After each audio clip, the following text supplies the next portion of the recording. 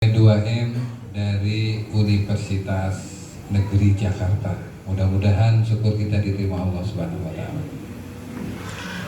Salawat dan salam semoga Allah Subhanahu wa taala tetap melimpah curahkan kehadiran Kanjeng Nabi kita Nabi Muhammad SAW. Hadirin yang berbahagia, yang pertama saya atas nama Porsila, Majelis Porsila, mengaturkan selamat datang kepada Sivitas Universitas Negeri Jakarta dalam rangka melaksanakan P2M di Yayasan Fadlur Rahman. Mudah-mudahan kehadiran para Sivitas akan memberikan kenangan-kenangan tersendiri di tempat ini. Sekali lagi saya aturkan ahlan wa sahlan wa marhaban bihudurikum atas kehadirannya. Yang kedua, saya aturkan terima kasih kepada Yayasan Fadlur Rahman yang telah menyiapkan tempat yang begini luar biasa dengan dekorasi yang luar biasa, di luar ekspektasi saya, karena selama ini Porsila selalu sila. Namanya Porsila selalu sila. Ini pakai bangku. Bangku namanya ini ya? Bangku apa kursi? Oh ya, udah. Penting pahamnya udah kita tahu. Jadi saya sangat berterima kasih. Yang kedua, saya juga berterima kasih kepada guru saya Al-Walid Abu Yaki Haji Dr. Ahmad Borodi MA yang mensupport bagaimana kerjasama Universitas Negeri Jakarta dengan Porsila. Beliau tidak henti-hentinya memberikan motivasi, memberikan dukungan, memberikan bagaimana Porsila bisa menyerap perubahan-perubahan yang terjadi khususnya di bidang keguruan dan pendidikan. Beliau, saya sangat takzim, sangat cinta, sangat hormat kepada beliau sepanjang hidup saya. Beliau ini satu-satunya adalah seorang yang, kalau bahasa mudah-mudahan dikoreksi nanti Pak Dokter, beliau ini low profile. Ngerti low profile? Kalau orang-orang universitas low profile itu jangan disalahartikan. Nanti beliau di samping sebagai akademisi, beliau juga selalu berinteraksi di masyarakat kecil. Bukan masyarakat yang kecil-kecil, artinya di masyarakat bawah. Luar biasa. Beliau tidak mengenal. Biasanya kalau udah sekelas doktor gitu bergaul sama saya, ini ogah, nanti keturunan jadi susah gitu ya. Tapi beliau luar biasa. Dan ini adalah satu-satunya Pak Kiai Haji Romdoni. Beliau ini aset Pondok Gede khususnya dan Kota Bekasi dan nasional pada umumnya. Saya selalu berdoa semoga beliau senantiasa sehat afiat.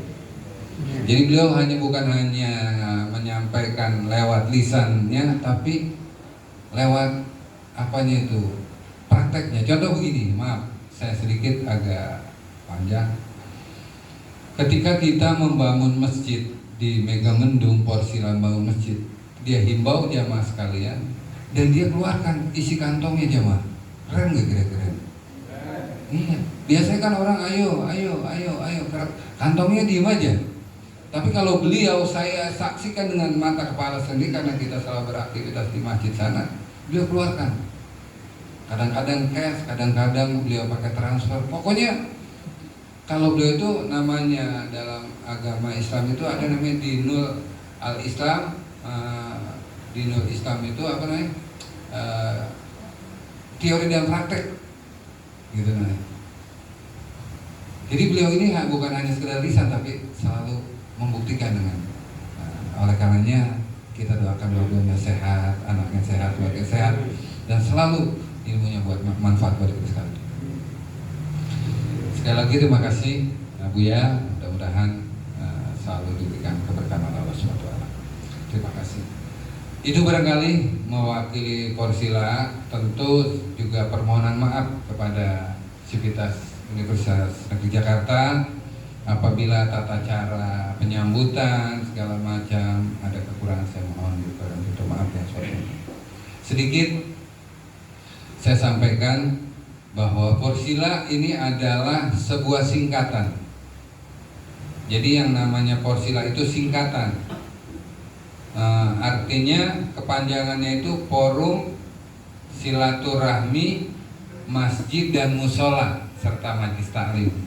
Itu kepanjangannya supaya gampang jadi Porsila. Lalu lahirnya kapan Porsila? Porsila masih muda. Dia lahir sekitaran tahun 97-an. Kira-kira sekarang usianya itu 25-26 tahun. Kalau kita analogikan orang 25 tahun itu kalau perempuan sedang cakep-cakepnya, sedang botoh-botohnya. Kalau laki-laki sedang ganteng-gantengnya. Jadi usianya udah 26 tahun Porsila ini. Kemudian apa aktivitasnya? Nah, aktivitasnya itu adalah Porsila di bidang pendidikan dan sosial. Nah, pendidikan ini realitasnya itu setiap hari Minggu kita ngaji, bener ya? Ini ada yang muka tuh, mukanya kelihatan semua tuh. Ini jamaah Porsila mukanya bisa cahaya semua tuh, mukanya kelihatan, mukanya kelihatan. Kalau nggak kelihatan namanya Muhammadi. Jadi setiap minggu kita melakukan kegiatan dan narasumber kajian-kajian ilmiah dari kitab-kitab kuning adalah salah satu guru kita untuk kegiatan setiap minggu. Ini yang di bidang pendidikan. Lalu yang sosial, apa sosial? Nah, Porsila ini sangat concern terhadap kesulitan-kesulitan masyarakat, kesulitan-kesulitan negara, kesulitan-kesulitan bangsa. Satu contoh, kita baru aja mengalami tragedi yang ada di Cianjur. Apa itu namanya? Nah, gempa apa itu namanya? Ya, gempa bumi ya pastinya. Maksudnya daerahnya Cianjur ya. Nah, itu Porsila dimotori Ustadz Sukri, Ustadz Haji Ihsan, Iyas, Muksin, semua menggalang dana bagaimana bisa saudara-saudara kita yang tertimpa musibah diberikan bantuan. Ini secara sosialnya. Jadi nggak boleh niat orang susah Porsila itu. Jadi pengen bantuin aja. Mudah-mudahan kedepannya ini akan lebih ditingkatkan kembali secara sosialnya. Kemudian secara pendidikan. Nah, kemudian pendidikan ini kita lagi merintis. Setelah kita selesai membangun masjid, kita akan buka dalam waktu dekat ini lembaga tahfiz Quran. Tahfiz Quran ini akan ditempatkan di atas rumah singgah yang ada di Megamendung, di bagian dari unit masjid yang ada dalam bersama kita. Ya, sekarang udah dalam proses pembangunan kembali, ya, rumah tahfiz. Nanti akan kita saksikan dan akan kita resmikan di tanggal 30 bulan Juli yang akan datang. Jadi mudah-mudahan di tanggal 30 Juli rumah tahfiz Ustaz Haji sudah bisa ditempati ya. Sudah bisa ditempati, cuman belum jadi kali ya. Tempatnya boleh belum jadi dulu gitu jelas sekali ya. Ya, dan masih proses. Alhamdulillah sebentar lagi kita akan masang bagian atasnya. Ini adalah bagaimana bisa mengimplementasikan Porsila dalam bidang pendidikan dan sosial. Saya rasa ini sekilas Porsila yang bisa saya sampaikan atas nama Porsila. Jadi kepada ibu, pada bapak nanti yang ingin anaknya jadi tahfiz bisa jadi kerjasama dengan Porsila. Saya rasa itu saja yang bisa saya sampaikan. Terakhir harapan saya pada Sivitas Universitas Negeri Jakarta. Saya berharap tidak hanya kerjasama dalam bentuk P2M ini, tapi saya berharap ada kerjasama yang lain yang bisa memberikan kontribusi yang positif bagi perkembangan pendidikan di Indonesia pada umumnya dan di Porsila pada khususnya. Jadi misalnya kerjasama apalagi nanti setelah ini Pak Kiai mohon direspon. Ini menjadi harapan bagi kami. Dan yang kedua, harapan kami dari Universitas Negeri Jakarta, saya mohon nanti apabila dapat sertifikat yang diberikan oleh UNJ, saya mohon ini akan jadi bagian terpenting ketika nanti daftar anak-anaknya. Jadi ini yang daftar ini kan orang-orang tuanya, nanti umpamanya cucunya bawa kopian sertifikat P2M, umpamanya tesnya itu harusnya 20 soal, cukup 5 soal aja. Benar gak kira-kira? Ini harapan, namanya juga harapan, boleh jadi kenyataan, boleh jadi tidak kan gitu. Ini jadi nilai plus dari sertifikat itu yang saya harapkan. Jadi ada dua hal. Yang pertama, kerjasamanya jangan sebatas P2M, tapi sertifikat itu saya mohon punya nilai plus. Nanti anak-anak kami, cucu-cucu yang daftar, ketika lihat ada ini, civitas bahwa ini harusan ujiannya 20, kasih 5 soal aja, ini orang Porsila gitu. Ini harapan saya seperti itu ya. Nah, itu barangkali yang bisa saya sampaikan. Yang terakhir, saya berdoa atau kita berdoa, kita berharap pada Allah Subhanahu wa taala semua sivitas dari Universitas Negeri Jakarta yang telah memberikan kontribusi besar dalam bidang pendidikan yang ada di Indonesia, khususnya yang hadir hari ini, mudah-mudahan Allah berikan sehat panjang umur dan Allah mudahkan segala urusannya dan dikabulkan cita-citanya, amin ya rabbal alamin. Terakhir, saya mohon baca Fatihah khusus buat guru kita Al-Maghfurlah Abuya Kiai Haji Ahmad Bedowi dan Abuya Kiai Haji Empong Haji Abdurrahman yang punya tempat ini. Mudah-mudahan beliau di mana pada kuburnya mendapat cucuran rahmat dari Allah Subhanahu wa taala. Al-Fatihah. A'udzubillahi minasyaitonir rajim. Bismillahirrahmanirrahim. Alhamdulillahirabbil alamin arrahmanirrahim maliki yaumiddin. Iyyaka na'budu wa iyyaka nasta'in ihdinas siratal mustaqim. Siratal ladzina an'amta 'alaihim ghairil maghdubi 'alaihim waladdallin. Terima kasih. Saya mohon maaf kalau terlalu panjang karena saya tahu kalau kebangetan panjang ibu-ibu kurang suka. Begitu juga kalau memang lebar, saya mohon maaf bapak-bapak terlalu lebar, biasanya agak suka juga kebetulan lebar ya Pak ya. Itu saya barangkali wallahu muwaffiq ila aqwamit thoriq. Assalamualaikum warahmatullahi wabarakatuh.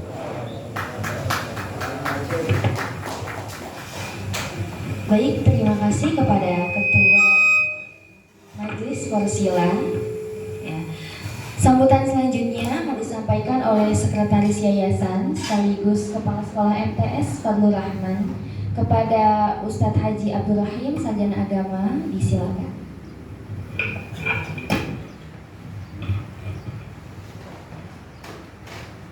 Nah, sawfa nujarib an natakallam bil lugha al arabiyyah walau kuntu lam atakallam bil arabiyyah munzu wiladati 17. Hadratul Asatidzah al-Muhtaramin min Jamaah Porsila wa min ayyi makan wa min fajjin amik fahasbu insyaallah. Wabil khusus Hadratul Afatil Al-Mudarrisat min Jamiah Universitas Negeri Jakarta, wabil khusus Al-Musirina wa Warabina Dr. Ahmad Muradi Emma Mata Allah Bintul Hayati wa summa Hadratul Afadil Dr. Radil Ahmad Barnabas MPD Asma Dr. Ramdhani MPD wa Raisul Jalsah Ukhti Al-Mahbubah Ismuha Ainul Nur Salimah. Sehat neng. Wa summa akhi Abdul Aziz Allazi qad qara'aha Al-Quran wa nahnu بسبب قراءته إن شاء الله سوف ننال البركة والرحمة من الله عز وجل. يا الله يا رب العالمين. ثم أهنئكم وأهيئكم بتحية أهل الإسلام والإيمان. السلام عليكم ورحمة الله وبركاته. أولا قبل كل شيء حمدا شكرا لله الذي أنعم علينا نعمة العمر، نعمة الإيمان والإسلام، نعمة الصحة والعافية، نعمة الرزق، بل نعمة الوقت حتى نقدر على الحضور بهذا المكان المبارك في مدرسة فضل الرحمن، ياسر مدرسة فضل الرحمن. أحب أن أقول هذا مدرسة ليس بالمؤسسة، لأن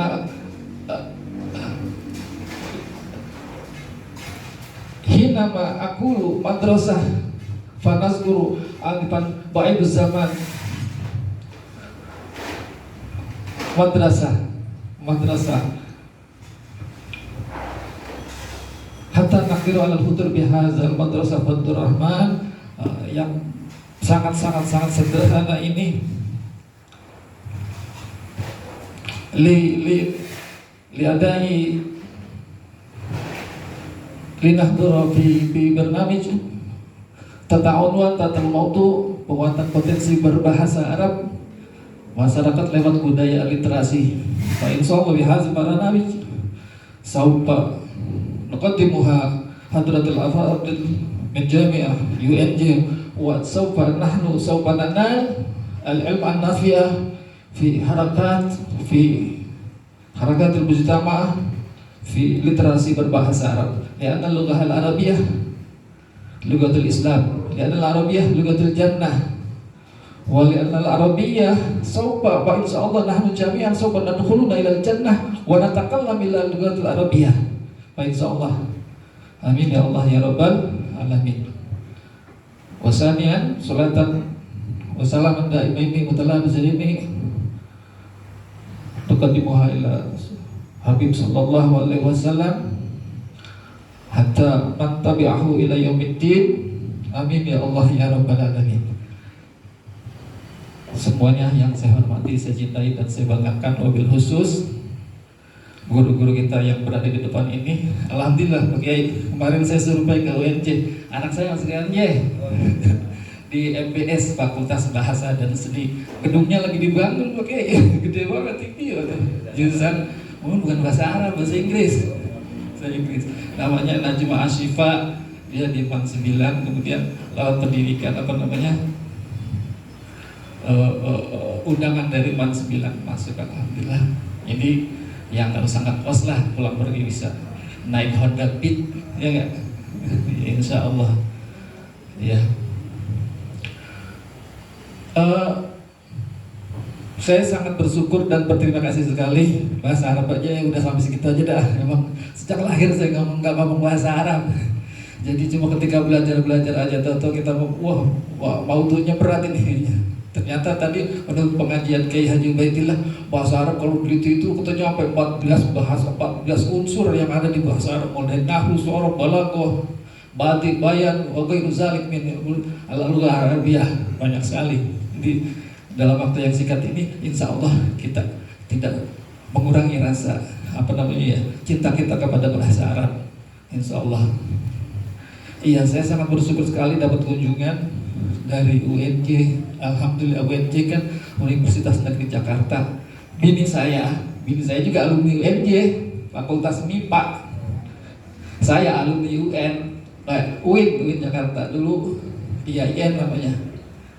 Cuma saya emang mahasiswa yang penting dapat jaket. Awal maksudnya pengennya dapat jaket kan bisa gaya gitu. Akhirnya apa? Min Ramadan ila Ramadan baru lulus.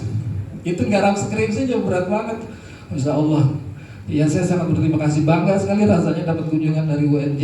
Iya, memberikan motivasi, semangat, binaan, bimbingan juga ini buat saya, buat kita semua biar lebih semangat untuk pengembangan bahasa Arab.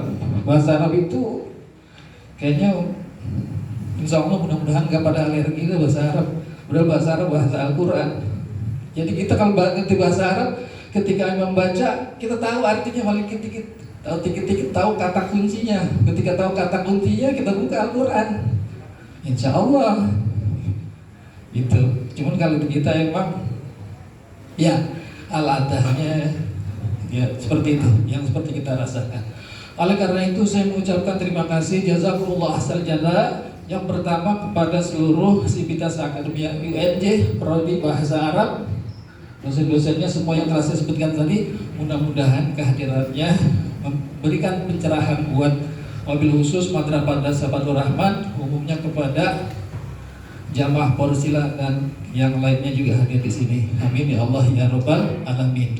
Kemudian juga saya mohon maaf kalau mengenai tempat sederhana sekali. Cuma alhamdulillah kita kemas. Saya pengen Madrasah Sahabatul Rahman itu walaupun kecil, mungil, kalau mobil itu New Cooper, waduh, gitu. Kalau cabai rawit gitu, pengennya gitu. Nah buktinya saya buktikan di sini. Ini ruangan serbaguna nih. Besok saya bim salah bim atau pelajaran baru ngitung bangku atas berapa, bawah berapa, situ berapa, gitu. Besok ada haflah. Ini kemarin habis haflah Idkhalus Surur Litulabah Madrasah Sahabatul Rahman. Kita orang pada pelepasan di hotel ini, di gedung ini, kita di sini aja udah. Pengetahuan apa? Ya dana tuh. Dan sini. Belakangnya ada itu pelepasan, dan ternyata saya sendiri juga nggak tahu. Mungkin saking ikhlasnya nih Abdul Rahman, Sanawi aja alumninya udah yang 33. Pas saya lihat SK operasional yang Masya Allah 95 gitu. Tapi alhamdulillah tetap lancar Pak Kiai. Mungkin nggak kayak orang-orang gitu. Kemudian mohon maaf juga bila di sana sini banyak kekurangan, ya baik tempat maupun sarana maupun jamuan mohon penerimaan dari saya. Hadanallahu wa iyyakum ajmain. Assalamualaikum warahmatullahi wabarakatuh. Terima kasih kepada Ustadz Haji Abdul Rahim Sarjana Agama. Beranjak ke sambutan selanjutnya, yaitu dari Ustadz Dr. Ahmad Muradi MA, sekaligus membuka rangkaian acara seminar P2M pada hari ini. Kepadanya disilakan. Bismillahirrahmanirrahim. Sayyid Al-Ustadz Ni'il Abdul Ghani, Naib Rais di Rabita Silaturahim Porsila Pondok Gede, Akhina Al-Aziz Al-Ustadz Abdul Rahim, Sekretar di Muassasah Fadlur Rahman wa fi nafs al-waqt Rais atau Mudir Madrasah Sanawiyah Al-Muhtaram, Akhina Al-Aziz Al-Muhadir fi hadhihi al-halaqah Sayyid Dr. Ramdhani MPD Al-Muhtaram, Akhina Al-Aziz Sayyid Dr.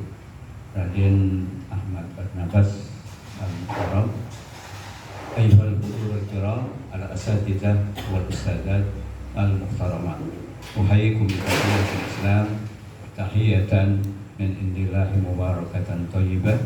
Assalamualaikum alaikum warahmatullahi wabarakatuh. Hamdan wa syukran lillah, salatan wa salaman ala rasulillah wa ala alihi wa sahbihi wa man nasarahu wa wala wa ba'du. Rabbi shrah li sadri wa yassir li amri wa hlul 'uqdatam min lisani yafqahu qawli. Pertama-tama mari kita panjatkan syukur kepada Allah Subhanahu wa taala. Alhamdulillah pada pagi menjelang siang ini kita dapat hadir di tempat yang mulia ini dalam rangka melaksanakan salah satu dari kegiatan dosen, karena dosen itu aktivitasnya nggak boleh kurang dari 3 yang kita sebut tridharma perguruan tinggi: mengajar, meneliti, dan mengabdi kepada masyarakat. Dan ini tidak bisa diabaikan, harus 3 gitu. Beda kalau guru mungkin ngajarnya udah cukup. Nah kita kalau ngajar doang, nggak meneliti, nggak pengabdian, ya kagak naik pangkat, bahkan bisa dipecat gitu. Nah oleh karena itu maka saya sangat berbahagia pada tahun akademik ini kita dapat kembali bekerja sama dengan Porsila menyelenggarakan P2M pengabdian pada masyarakat. Ini untuk kedua kalinya Ustaz. Pada 2 tahun yang lalu kita mengadakan tapi masih iftiradi, jadi online karena waktu itu masih belum bisa kumpul-kumpul seperti ini. Nah, tahun kemarin kita mengadakan bekerja sama dengan Porsima, yaitu di Kecamatan Pondok Melati. Alhamdulillah pada tahun ini kita bisa bekerja sama lagi dengan Porsila, sekaligus juga dengan Yayasan Fadlur Rahman di tempat ini. Oleh karena itu saya mewakili teman-teman yang melaksanakan PPM atau P2M pada kesempatan ini, yaitu Al-Ustadz Ramdhani dan Ustadz Ahmad Barnabas, mengucapkan banyak terima kasih kepada pengurus Porsima yang telah bersedia menandatangani kerjasama dengan UNJ untuk menyelenggarakan kegiatan P2M ini. Dan kita juga berharap seperti yang disampaikan oleh Sekretaris Yayasan Fadlur Rahman, mudah-mudahan kita juga bisa bekerja sama antara jurusan Bahasa Arab dengan Fadlur Rahman dalam bentuk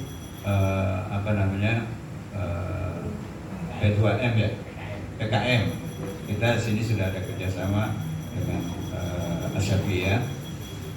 Kemudian dan memang Kota Bekasi ini merupakan ya kota binaan kita, sehingga boleh kita melakukan kegiatan di seluruh kota Bekasi. Di samping kita punya kota atau desa binaan khusus di daerah mana satu? Cisaat di daerah Subang ya. Iya, di sana. Kemudian juga ada di Sukabumi. Nah, saya berpikir kenapa harus jauh-jauh? Karena di tempat kita juga masih banyak yang membutuhkan kita bekerja sama. Oleh karena itu, saya mewakili UNJ khususnya jurusan Bahasa Arab mengucapkan jazakumullah khairan katsiran.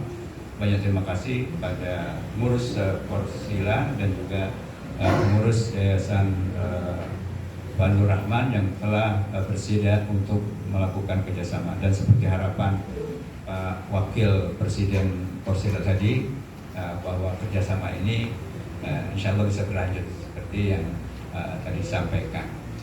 Nah, Bapak Ibu sekalian, apa yang kita sampaikan nanti oleh para narasumber kita tentu tidak seperti yang disebutkan Ustaz Abdul Rahim untuk belajar bahasa Arab, tapi kita ini adalah salah satu dari bidang yang menjadi concern kita, para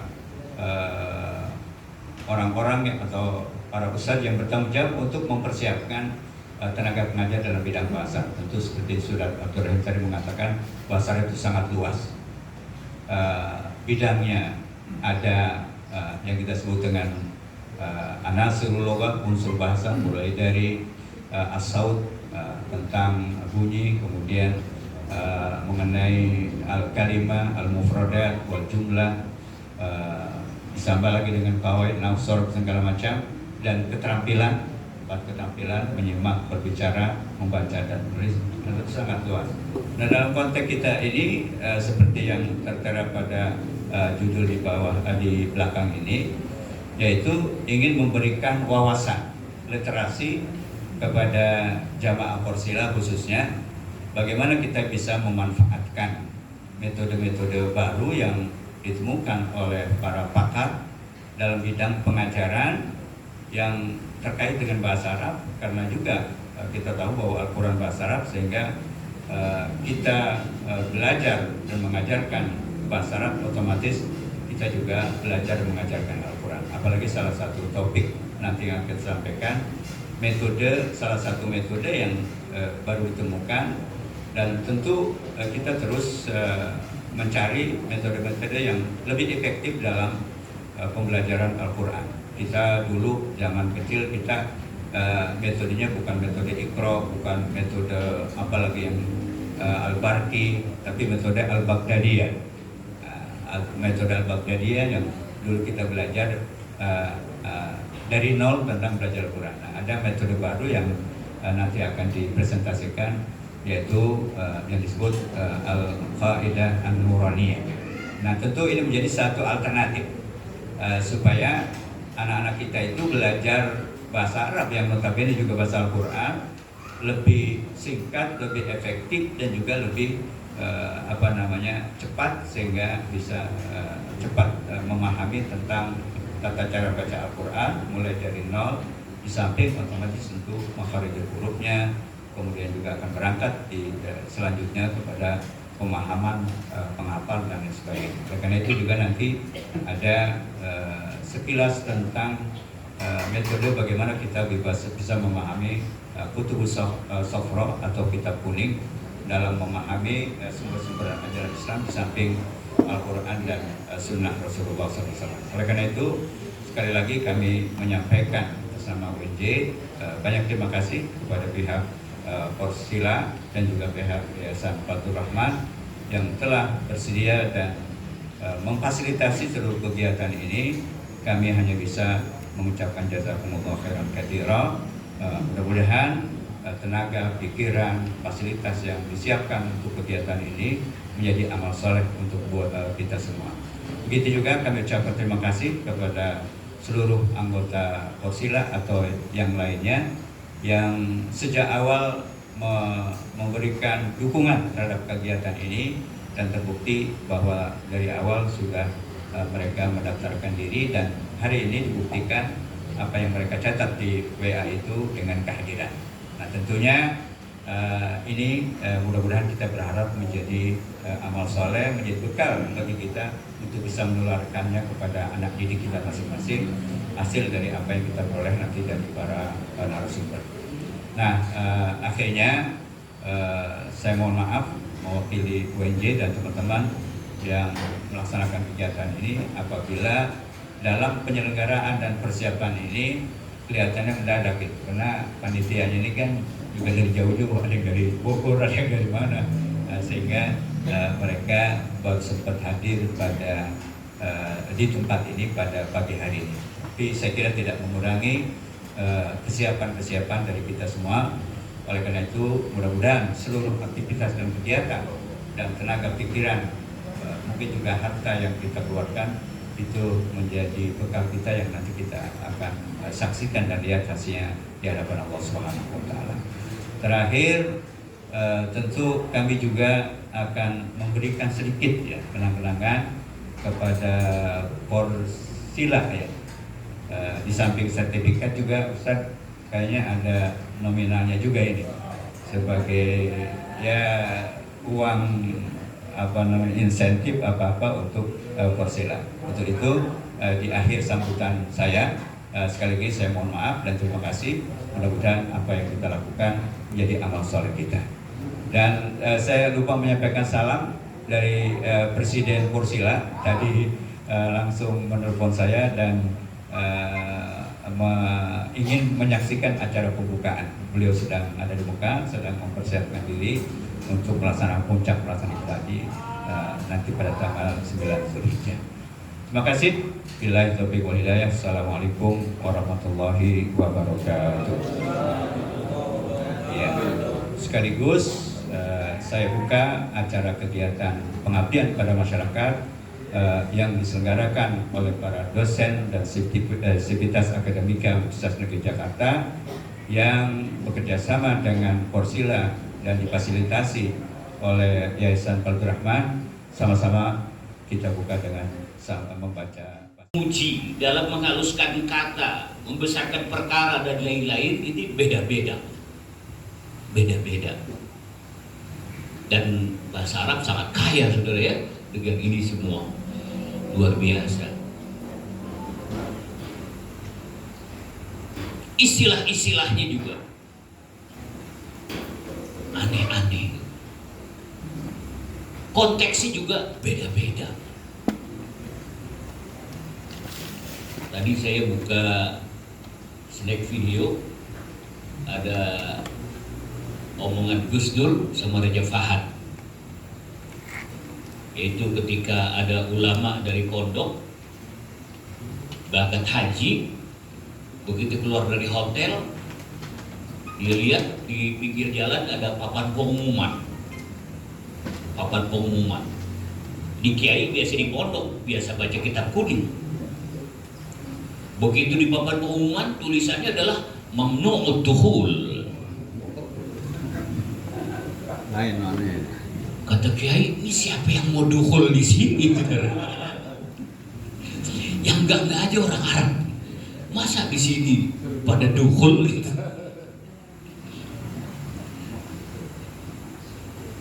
Ini konteks fikih sama konteks kekinian beda banget, saudara.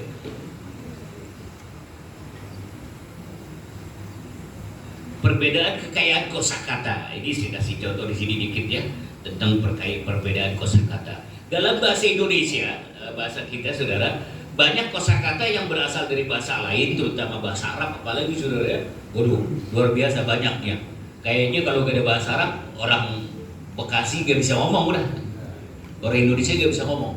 Karena begitu banyaknya kosakata bahasa Arab yang diserap, yang diambil oleh bahasa kita. Ada yang lafadznya masih sesuai. Ya, lafadz aslinya dari bahasa Arab, maknanya masih sesuai. Contohnya abad, ya. Abad ya masih sesuai, hitungannya hitungan lama gitu ya. Abadi masih sama dalam bahasa kita. Lalu daftar, ya, masih gitu ya. Hikmah sama antara bahasa Arab dengan bahasa Indonesia. Meskipun tentunya bahasa Arab lebih luas tentunya. Halal haram sama antara bahasa Arab halal dengan bahasa Arab Indonesia haram. Itu sama, halal dan haram. Coba kalau haram di Masjidil Haram lain. Kalau ada sopir haram artinya apa, saudara? Ke Masjidil Haram gitu ya.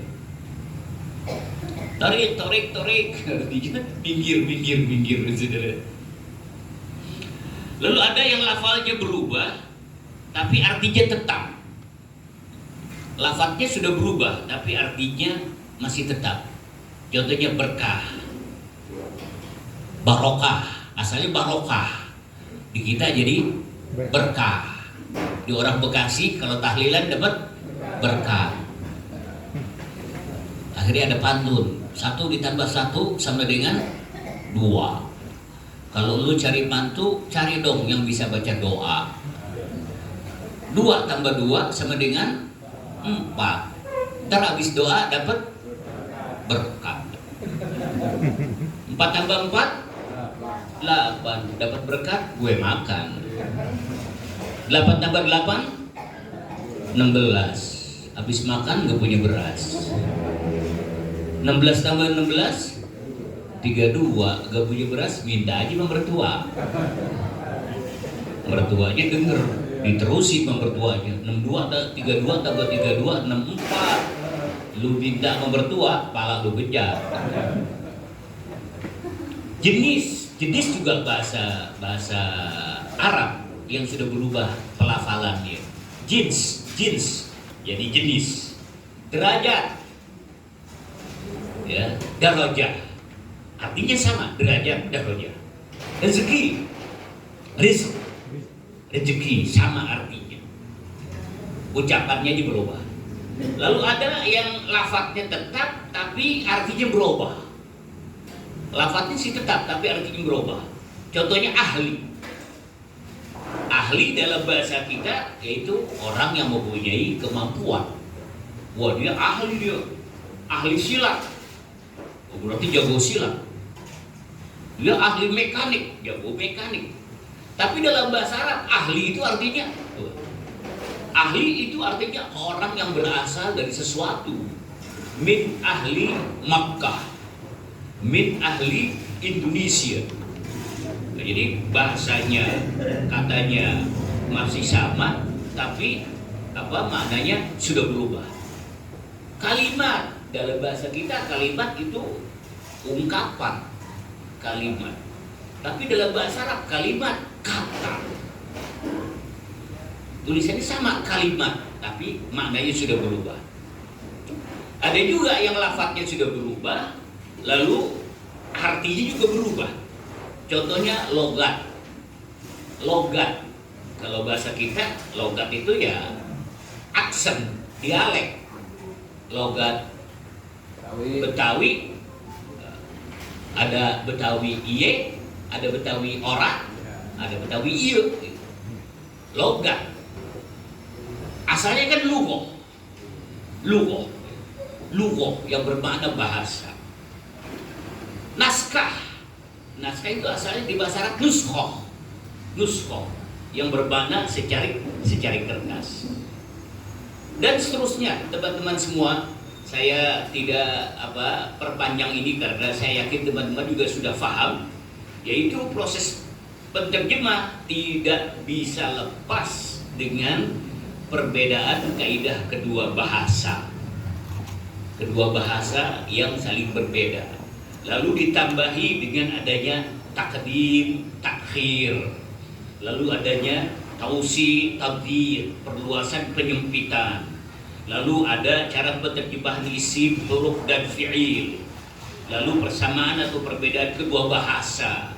Ini banyak sekali pengaruh-pengaruh yang bersifat kebahasaan yang akhirnya menuntut keseriusan dan perhatian kita sehingga menjadi sebuah hasil terjemah yang baik.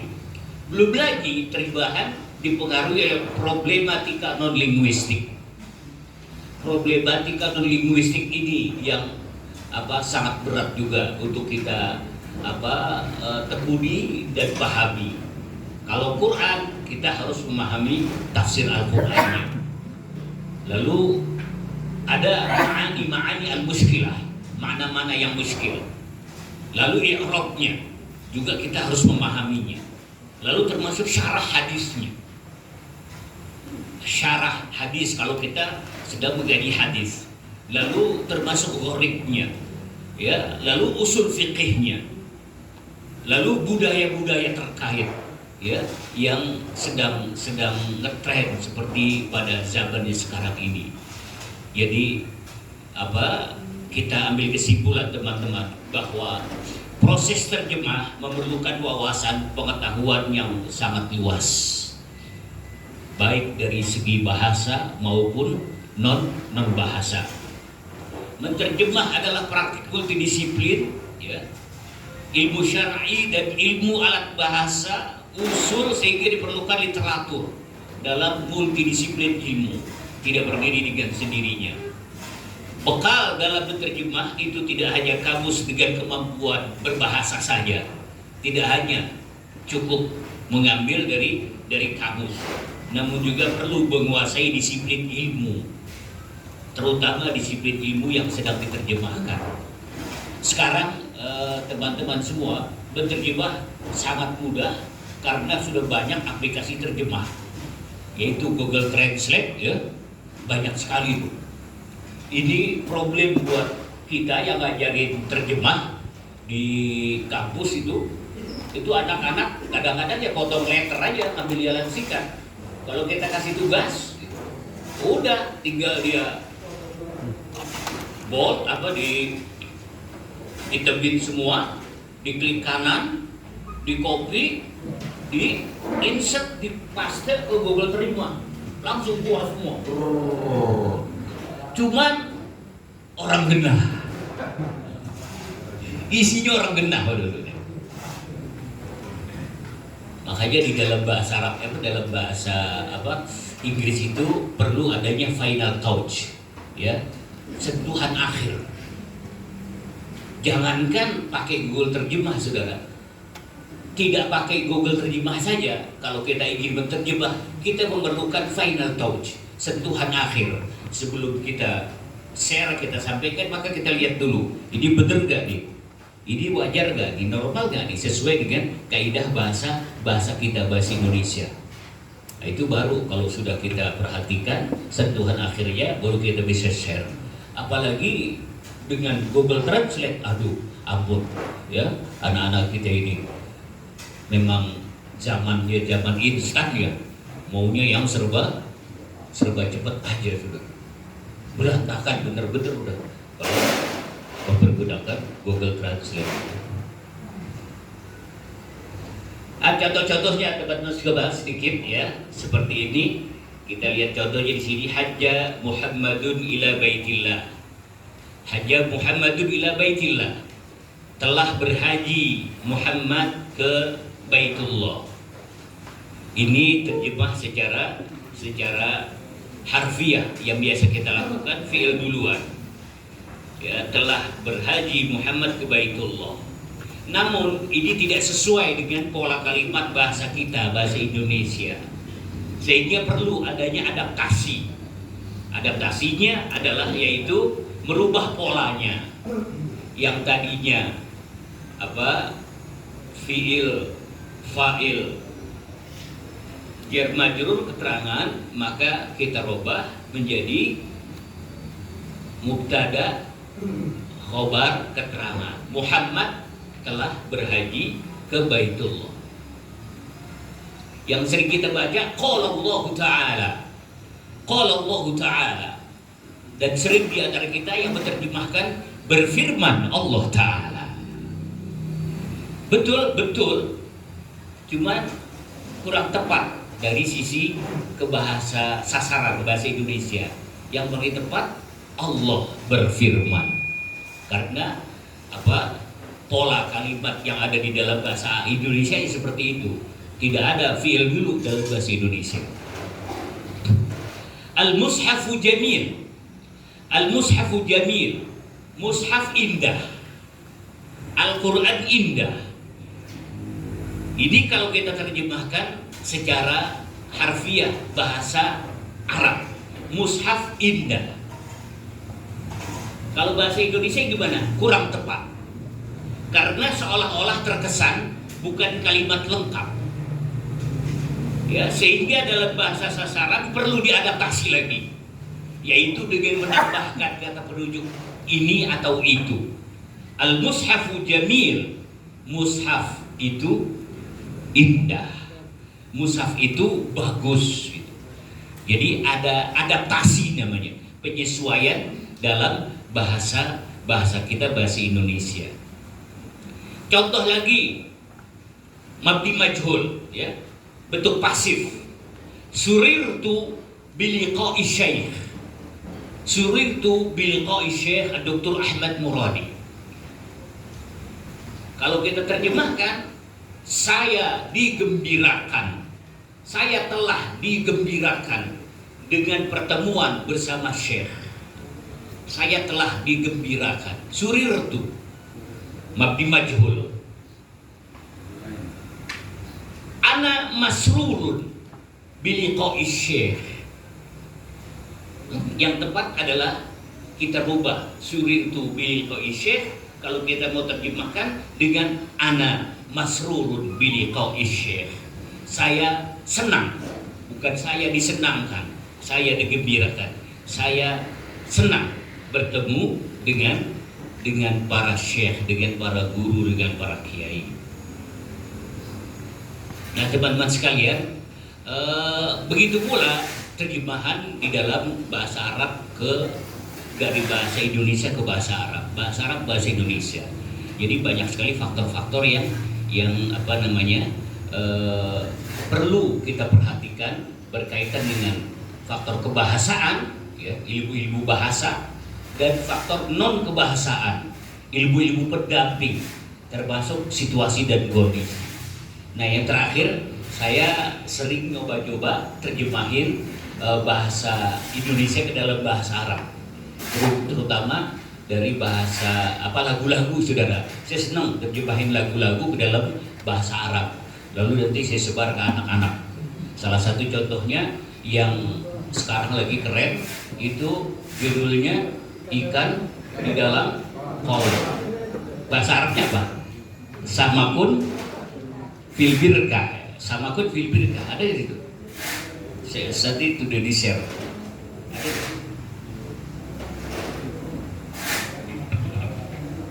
Samakun fil birka. Mungkin bisa antum lihat adanya penyesuaian yang kita perlukan sehingga bisa sesuai. Ini kan bahasa musik, ya. Jadi kita memperhatikan juga rimanya, ya, memperhatikan jumlah katanya, ya, sehingga bisa enak terdengar oleh orang yang mendengarnya. Remnya puisi, lagu, nyanyian, ya itu ada kopiahnya kalau bahasa Arabnya ya. Kalau A, B, B. Kalau bahasa Indonesia namanya rima. Dari mana datangnya cinta? Apa dari mana datangnya lintah? Dari sawah turun ke kali. Dari mana datangnya cinta? Dari sawah turun ke kali. Berarti yang cinta gue cangon ini. Ada itu buat di buku biar buat ini aja, buat apa bahan renungan saja, saudara. Cara masukin ke sini nggak bisa. Abbas bisa nggak, Bas? Bas masukin ke sini bisa, tolong.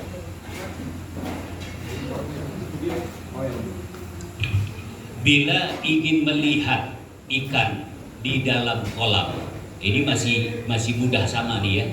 Idza aradta antara samakan fil birkah. Lalu bahasa Indonesia bagi dua, beningkan dulu ya, Bapak. Tenangkan dulu airnya sebening kaca. Faj'alil ma'a sofiyan misla zujaji. Idza aradta an tara samakan fil birkah faj'alil ma'a sofiyan misla zujaji. Ya salam. Bila mata tertuju pada gadis pendiam. Ini akhirnya perlu disesuaikan nih. Rimanya juga saudara. Idza nazarta ila fatatin hadiah. Caranya tidak sama dengan menggoda janda. Fi igwaiha laka mislil armalati. Ini penyesuaiannya yang agak-agak susah, benar. Ini buat ini aja ya, kita bareng-bareng mikir lah saudara ya. Bisa nggak kita nyanyi bareng saudara? Ya. Bareng ya? Ya salam. 1, 2, 3. Idza aradta an tara samakan fil birkah faj'alil ma'a safiyan misla zujaji. Idza nazarta ila fatatin hadi'ah fi igwaiha laka mislil armalati. Ya salam. Ini jangan kita nyari bahasa Indonesia susah ini. Saya belum nanya sih sama Kiai Muradi. Apaan ya? Jangan dulu. Gimana caranya ini? Harus menyesuaikan saudara. Harus menyesuaikan musik. Kayak yang cocok ini haram ini. Zilal haram. Haram alaik la tus'id awalan da'ha wahdaha wa tajlisu hadiatan. Jangan dulu, janganlah diganggu, biarkan saja dia duduk dengan tenang. Kalau senyum sama ya. Tabassam min ba'id. Sebelumnya kalau dia senyum tandanya hatinya mau. Idza btasamat faqalbuha raghibatun. Ya salam. Ini banyak sekali penyesuaian. Kalau ini karena apa? Kita terpaku sama lagu, jadi harus sesuai dengan iramanya. Waduh, ini perlu apa? Konsultasi khusus dengan Bapak Kiai Haji Muradi ini di sono di Megabendung di Masjid Baru. Baik teman-teman sekalian, ada sih beberapa lagi contoh yang saya ambil dari beberapa kitab-kitab kuning. Cuman karena waktu ini masih ada 3 pembicara, kelamaan gak enak. Nanti kita akan diskusi bareng-bareng, mudah-mudahan lebih bermanfaat, lebih bermakna, lebih membuka wawasan kita untuk bagaimana menerjemah dengan lebih baik lagi. Amin ya rabbal alamin. Lebih dan kurang mohon maaf yang sebesar-besarnya. Wallahul muwaffiq ila aqwamit thoriq. Assalamualaikum warahmatullahi wabarakatuh. Waalaikumsalam warahmatullahi wabarakatuh. Terima kasih kepada narasumber pertama yang telah menyampaikan materi yang luar biasa. Bermanfaat ya ibu-ibu bapak-bapak. Iya, jadi tahu tuh lagu-lagu apa? Lagu dangdut atau lagu apa? Melayu ya. Nah, jadi bahasa Arab tuh kan. Jadi orang nggak tahu artinya apa gitu. Bisa. Nah, oke. Selanjutnya ada pengisian angket untuk materi pertama. Ya, biar tahu nih materi pertama ini worth it atau enggak gitu ya. Berkualitas atau enggak. Nah, akan dibagikan angketnya untuk materi pertama. Silakan para panitia.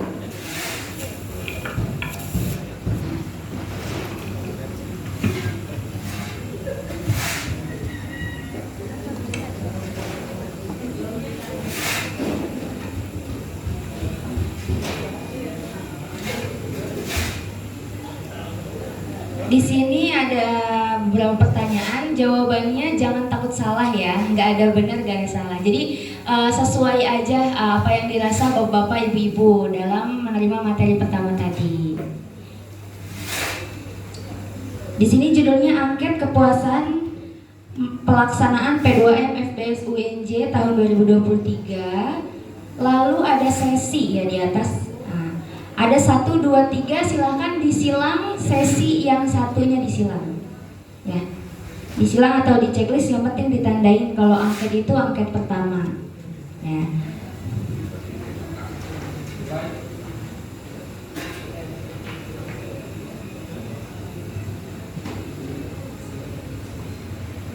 Baik, silakan boleh diisi ya. Diberi waktu 2 menit untuk mengisi, silakan. Boleh, untuk narasumber boleh dipersilakan untuk duduk kembali ke tempat sebelumnya.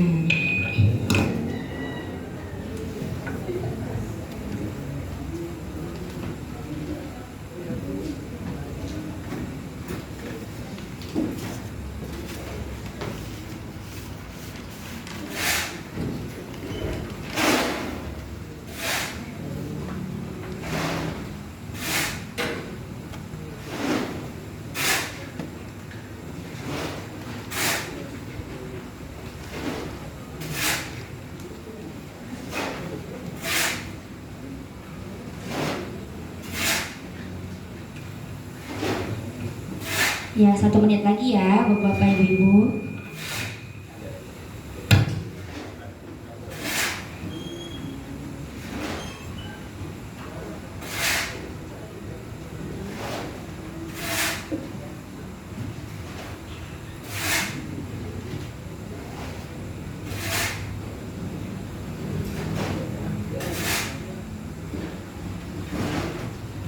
Ya, karena sebelumnya di sini nggak ada ini ya. Untuk nama ya, boleh dinamain aja sesuai nama masing-masing. Pengisian angketnya dari siapa? Di paling atas boleh diberi nama masing-masing.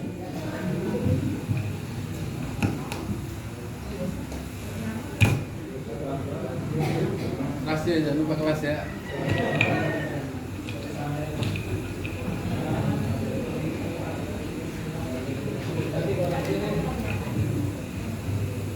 Sudah ya, waktunya habis. Boleh panitia dikumpulkan lagi? Oh, nanti. Oh, oke. Oke, boleh disimpan angketnya. Sebelumnya kita mau relaksasi dulu ya. Sebelum dilanjut ke pemateri selanjutnya, boleh peserta bapak-bapak, ibu-ibu boleh berdiri. Mohon maaf, boleh berdiri karena tadi saya lihat banyak yang ngantuk ya, yang pojok-pojok apalagi, yang deket-deket tembok nih emang rawan ya. Udah menit-menit kelima udah nggak ketolong deh. Boleh Boleh berdiri? Ya udah. Nah, sekarang ngadep ke sebelah kanan. Ya. Ya, ini relaksasinya bikin seger deh rupanya. Sekarang pegang pundak Bapak yang di depannya. Kalau nggak nyampe maju dikit. Iya, boleh dipijit-pijit dulu sambil perempuan laki-laki ya. Kecuali ada mahramnya di situ boleh baru. Dipijit-pijit dulu, hitungan 5, 4, 3, 2, 1. Udah gantian jangan keenakan Pak. Oke, sekarang ngadep kiri. Dipijit-pijit lagi gantian ya, kita harus dapat feedback yang sama gitu. Boleh kalau kepalanya sedikit riut kalau kata orang Sunda ya, karena saya orang Bogor, boleh dipijit-pijit ya. Oke, udah ya. Boleh duduk lagi. Tepuk tangan untuk kita semua. Oke, udah semangat lagi. Baik, langsung saja karena udah semangat dan udah seger lagi. Kita lanjut ke materi selanjutnya pada narasumber kedua kita dari Dr. Ahmad Murodi MA. Tema yang akan dibawakan oleh beliau adalah tentang peningkatan kompetensi mengeja dan membaca bahasa Arab melalui buku Qaidah Nuroniyah di Jamaah Forsilah Pondok Gede Bekasi. Baik, sudah siap ya peraturan juga. Oke. Untuk mempersingkat waktu, disilahkan kepada Ustadz Dr. Ahmad Murodi MA untuk menyampaikan materi kedua. Silahkan. Assalamualaikum warahmatullahi wabarakatuh. Bismillahirrahmanirrahim. Alhamdulillahilladzi 'allamal insana 'allamahu ma lam ya'lam. Asyhadu an la ilaha illallah wahdahu la syarika lah wa asyhadu anna Muhammadan abdullahi wa rasuluh. Allahumma shalli ala sayyidina wa habibina wa syafi'ina wa maulana Muhammad wa ala alihi wa sahbihi ajma'in wa ba'du. Rabbi syrah li sadri wa yassir li amri wa hlul 'uqdatam min lisani yafqahu qawli. Subhanaka la ilma lana illa ma 'allamtana innaka antal alimul hakim. Ayyuhal asatidzah al-muhtaramun, ayyuhal huduril kiram. Kita masuki sesi kedua. Kita akan bicara tentang salah satu keterampilan dari bahasa, yaitu mengejak dan membaca bahasa Arab melalui buku Qaidah Nuroniyah. Qaidah Nuroniyah, bukan Qaidah, itu Qaidah. Bapak Ibu sekalian, ketika kita belajar bahasa, orang dikatakan dia mampu berbahasa kalau dia menguasai 3 kompetensi pokok dan dasar dalam bahasa, yang dalam bahasa disebut namanya kafa'ah al-lughawiyah, kompetensi bahasa. Apa itu kompetensi kebahasaan? Ada 3. Pertama, apa yang disebut dengan kafa'ah al-lughawiyah, kompetensi kebahasaan atau linguistik. Seperti tadi kata Sekretaris Yayasan bahwa bahasa Arab itu sangat luas. Cuma biasanya kita kalau belajar bahasa Arab di sekolah, ya bahasa Arab yang sudah mencakup dibilangnya berbagai hal. Tapi kalau kita ingin urai seperti pada jurusan kami bahasa Arab, itu banyak sekali materi bahasa Arab.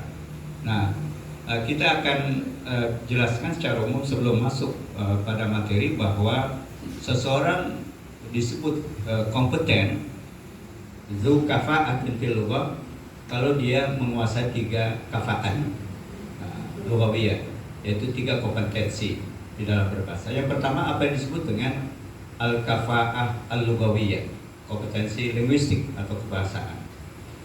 Nah, ini yang kita akan bicarakan salah satu unsur dari kompetensi kebahasaan ini. yaitu pertama adalah al-aswat.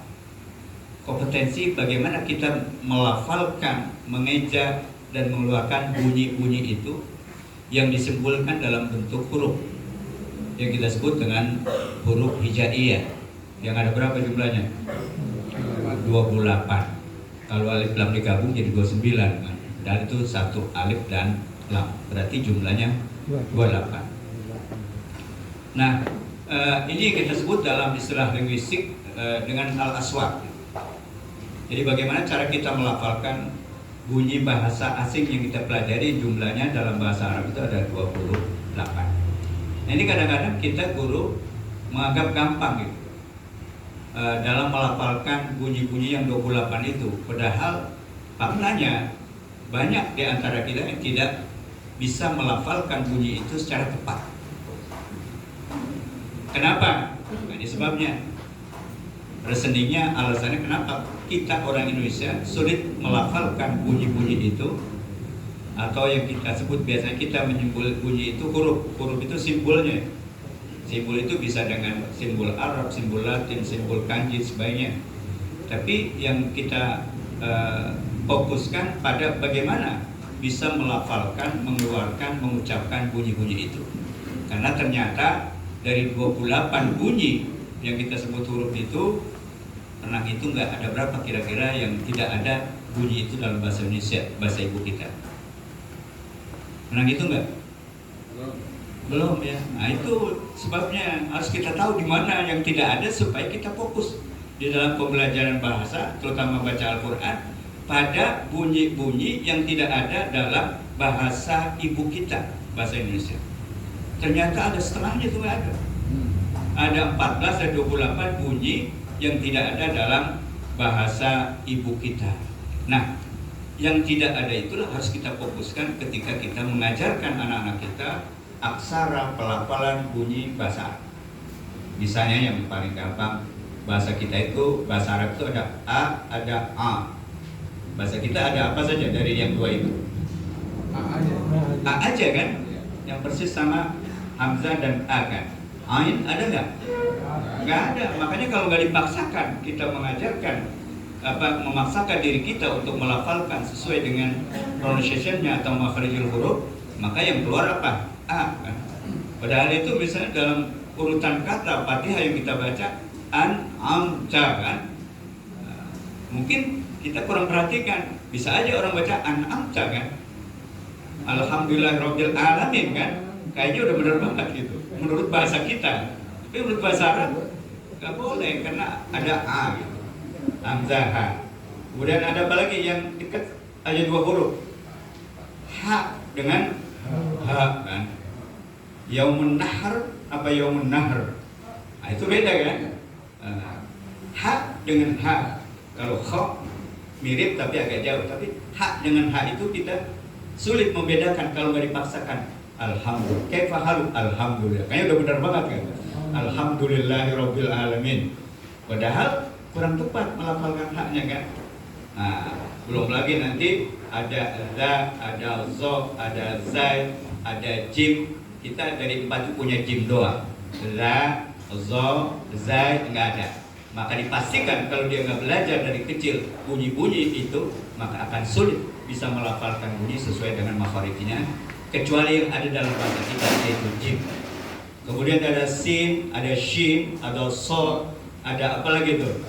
4 juga kan? Sa kan? Pasti yang kita bisa cuma S doang kan? Karena itu ada yang ada S. Kemudian juga dengan kof, dengan kof dengan kaf. Kita hanya punya apa? Kaf. Kof nggak ada. Nah ini saya kira baru pada elemen atau unsur yang paling kecil dari bahasa yang kita sebut as-saut. As-saut. Nah, setelah itu satu bunyi digabung dengan bunyi lain dalam bahasa Arab menjadi apa? Alif dengan ba. Kalau kita gabung menjadi apa? Abun kan? Berarti itu apa namanya kalau dalam bahasa Arab? Kata kan? Kata yang kalau dalam bahasa Arab kalimat tentu. Ini tadi seperti disampaikan oleh Ustaz Ramdhani, banyak istilah-istilah selapan dari bahasa Arab itu yang berubah makna. Makanya kita hati-hati juga dalam memanfaatkan kosakata serapan dari bahasa Arab ke bahasa Indonesia, karena banyak yang berubah maknanya. Maknanya. Seperti misalnya kalau di bahasa kita fakultas atau kuliah gitu kan. Kuliah itu kan fakultas gitu. Nah kalau bahasa Indonesia kuliahnya apa artinya? Ya hadir seperti ini kan, kuliah. Nah, jadi ada sisi positif, ada sisi negatif kata serapan itu ketika kita manfaatkan dalam bahasa Arab. Jadi harus hati-hati karena ada yang berubah maknanya. Nah kemudian huruf bunyi digabung dengan bunyi yang lain menjadi kata atau dalam bahasa Arab kalimat. Kemudian ketika kalimat yang satu digabung dengan kalimat yang lain disebut apa dalam bahasa Arab? Satu kalimat digabung dengan kalimat yang lain sehingga menjadi kalimat yang sempurna. Kalau bahasa Indonesia dalam bahasa Arab namanya apa? Jumlah, ya kan? Jumlah itu kalimat, tapi jumlah itu jadi bahasa Indonesia apa? Total kan? Nah, jadi jauh beda mananya. Nah, maka ketika kita belajar satu istilah dalam bahasa Arab itu dalam bidang apa gitu, karena supaya jangan ngaco nanti memaknainya. Nah, kita bicara masalah bahasa Arab ini, keterampilan bahasa Arab atau kompetensi bahasa Arab. Maka tadi ketika kata digabung dengan kata lain dia menjadi kalimat dalam bahasa Indonesia, tapi dalam bahasa Arab disebut jumlah. Nah, untuk bisa merangkai satu kalimat dengan kalimat lain itu perlu alat, perlu ilmu. Ilmu apa namanya yang bisa menggabung antara satu kata dengan kata yang lain? Ilmu tentang struktur, tentang tarkib, atau istilah kita tentang tata bahasa. Tata bahasa Arab yang inti itu apa? Nahwu dan saraf. Nah, untuk bisa menyusun satu kata menjadi kalimat yang sempurna, maka kita harus tahu ilmu nahwu. Mengatur mana fiil, mana fa'il, mana maf'ul, mana jar majrur segala macam. Maka di situ kita perlu mempelajari ilmu alat yang kita sebut dengan ilmu nahwu dan saraf. Kalau nahwu itu menyusun struktur di mana posisinya, sedangkan nahwu saraf itu mengetahui bangunan kata. Dari asal kata apa? Misalnya dari kata ba menjadi katib, menjadi maktub, menjadi kitab, menjadi maktabah. Nah, itu kerjaannya ilmu saraf. Nah, dua-duanya penting. Nah, itu yang kita sebut dengan al-kafa'ah al-lughawiyah, kompetensi kebahasaan. Mulai dari aswat bunyi, kemudian al-mufradat kosakata, kemudian al-jumlah kalimat, kemudian al-qawaid. Yang paling inti adalah nahwu dan saraf. Nah, itu baru satu sisi kompetensi. Jadi orang menguasai bidang-bidang ilmu itu yang kalau di jurusan kami itu masing-masing punya ilmu sendiri. Ada ilmu aswad, ada ilmu nahwu, ada ilmu saraf, ada ilmu tarkib tadi yang untuk menyusun kata. Nah, itu bidang ilmu sendiri. Nah, itu baru satu kafaah, satu kompetensi. Terus kompetensi yang kedua yang kita sebut al-maharah al-ittisaliyah, yaitu kompetensi komunikatif. Karena bahasa itu kan alat untuk berkomunikasi, sehingga orang tidak disebut dia mampu berbahasa kalau cuma bisa baca kitab kuning aja kan? Seperti para masyayikh, para ajengan di kita kan luar biasa baca kitab kuningnya itu kan. Yang gundul itu mereka mampu membacanya dengan baik dan juga menerjemahkannya, tapi belum tentu bisa berkomunikasi dengan bahasa yang dia paham itu. Nah, maka itu ada kafaah tersendiri, ada kompetensi sendiri yang disebut dengan al-kafaah al-ittisaliyah, yaitu kompetensi komunikatif. Dan di dalam belajar bahasa apapun, orang dikatakan mampu berbahasa kalau dia menguasai di samping dari kafaah al-lughawiyah juga kafaah ittisaliyah. Jadi kemampuan atau kompetensi berkomunikasi, karena bahasa itu adalah alat untuk komunikasi. Nah, kafaah al-ittisaliyah itu ada 4. Jadi orang belajar bahasa pun dia harus menguasai 4 kompetensi komunikasi. Yang pertama adalah al-istima'. Jadi bahasa Indonesia menjadi apa? Menyimak. Nah, itu kayaknya remeh gitu kan, cuma dengerin doang. Tapi kalau kita tidak latih, itu kalau kita dengar nanti native speaker itu kalau kata orang Sunda mah ngageblek. apa yang kita dengar itu yang kita ingat yang terakhir aja kan. Jadi menyatu agak-agak. Kenapa? Karena tidak terbiasa kita melatih istima itu. Paham sih, tapi ketika diminta untuk mengucapkan itu agak sulit. Karena kita tidak bisa membedakan antara suatu kata dengan kata yang lain tanpa melalui proses tadrib atau latihan. Nah, itu baru keterampilan yang pertama yang disebut dengan al-istima'. Kemudian selanjutnya apa? Keterampilan berikutnya yaitu al-qira'ah. Al-kalam dulu ya, urutannya. Jadi yang urutan yang benar itu dalam kompetensi komunikasi adalah al-istima', kemudian kalam, kemudian qira'ah, kemudian kitabah. Nah, itu diibaratkan bagi anak kecil. Jadi kalau orang belajar bahasa itu seperti hanya anak kecil belajar bahasa. Ketika anak lahir, pertama kali dari kompetensi kebahasaan itu dia belajar apa? Menyimak kan? Mendengarkan apa yang dikatakan orang yang dari lingkungannya, terutama ibunya. Makanya seorang ibu itu anaknya nggak paham apa terus aja diajak ngomong kan? Supaya apa? Itu melatih mereka supaya bisa memahami apa yang didengar. Nah, mungkin usia sebulan sampai 6 bulan anak diperdengarkan dengan komunikasi sehari-hari, lama-lama nanti kita 6 bulan dan seterusnya sudah bisa melakukan itu maka masuk kepada keterampilan yang kedua yang disebut berbicara. Terus sampai kemudian usia 2-3 tahun semakin bertambah kemampuan di dalam berbicara.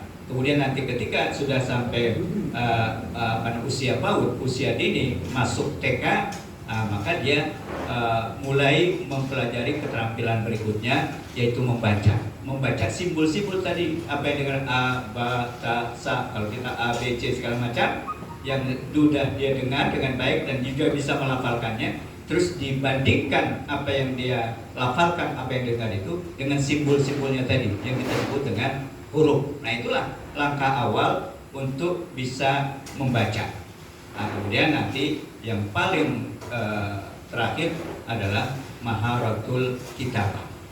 Jadi kompetensi atau keterampilan menulis, tentu mulai dari menyalin simbol-simbol kata tadi sampai mengungkapkan, mengekspresikan apa yang ada di benaknya dalam bahasa yang dipelajari.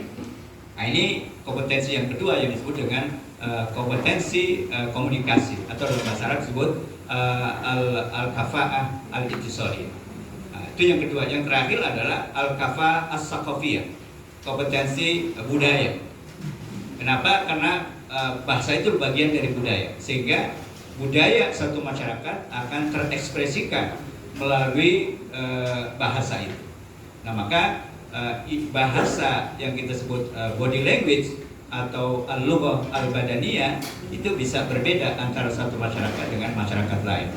Nah, ini yang paling sulit kita pelajari di luar, di negara di mana bahasa itu digunakan. Tapi sekarang sudah bisa kita menggunakan untuk menguasai al-kafa'ah as-saqafiyah itu melalui film, video segala macam. Bagaimana adat tradisi.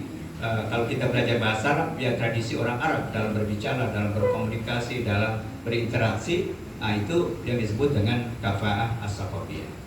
Nah, jadi itu adalah kompetensi-kompetensi yang harus dikuasai seseorang ketika dia belajar bahasa.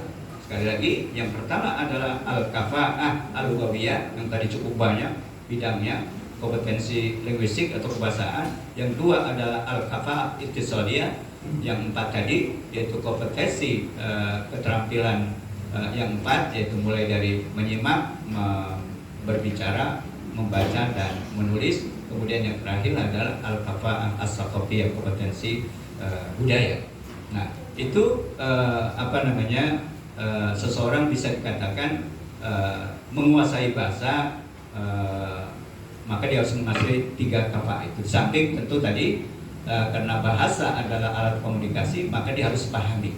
Nah, untuk mentransfer satu bahasa ke bahasa lain, maka nanti ada lagi yang disebut ilmu tarjamah tadi yang disampaikan oleh Dr. Romdoni. Nah, saya hanya secuil dari 3 kompetensi yang 3 begitu luas tadi, yaitu kompetensi membaca. Dan membacanya pun unsur yang paling kecil, yang bagi kita sudah tidak asing lagi. Tadi saya sudah sampaikan dalam pembukaan bahwa yang namanya ilmu pengetahuan, metodologi, teknik di dalam belajar suatu bahasa itu terus berkembang, tidak pernah berhenti. Makanya dalam mengeja, dalam membaca aksara-aksara atau huruf-huruf hijaiyah juga terus berkembang. Nah, maka kita mencoba mempelajari penemuan-penemuan baru yang mungkin lebih efektif dari apa yang sudah ada. Dulu kita zaman saya ngaji di tempat pengajian, kita ketika belajar Al-Quran adalah melalui metode Baghdadiyah itu, yang sekarang mungkin sudah hampir hilang. Sekarang mulai berkembang menjadi metode Iqra, kemudian ada metode Al-Barqi, apa segala. Itu semua adalah usaha dari umat Islam untuk bisa bagaimana umat Islam ini bisa mengenal aksara Arab, kemudian melafalkan, kemudian membacanya sebagai dasar untuk bisa memahami Al-Quran. Nah, maka ini menjadi wajib bagi kita untuk bisa menularkan metode-metode ini, menerapkan metode ini yang menurut kita terbaik dan lebih efektif untuk kita gunakan, sehingga umat Islam yang masih baru belum mengenal aksara Arab yang notabene juga bahasa Al-Quran, dia bisa memahami, mengenal, membaca dan melafalkan dengan baik. Nah, itu tujuannya. Jadi mungkin nanti bisa diuji cobakan di lingkungan kita, pada sekolah, pada keluarga, tentang metode yang baru ini yang disebut dengan kaidah nuraniyah. Nah, ini kita akan dibicarakan. Jadi peningkatan kompetensi, ini salah satu dari kompetensi yang besar tadi, yaitu mengeja. Mengeja itu salah satu dari unsur, yaitu keterampilan membaca, yaitu qiraah. Bahasa Arab melalui buku. Nah, ini medianya, metode yang digunakan. Nah, sebelum kita mengkaji dan memahami metode ini, maka kita harus mengetahui apa sih manfaat kita bisa mengeja dan membaca dengan benar bahasa Arab ini. Nah, tentu bagi kita umat Islam banyak sekali, sehingga mempelajari membaca Arab yang notabene adalah bahasa Al-Quran menjadi wajib.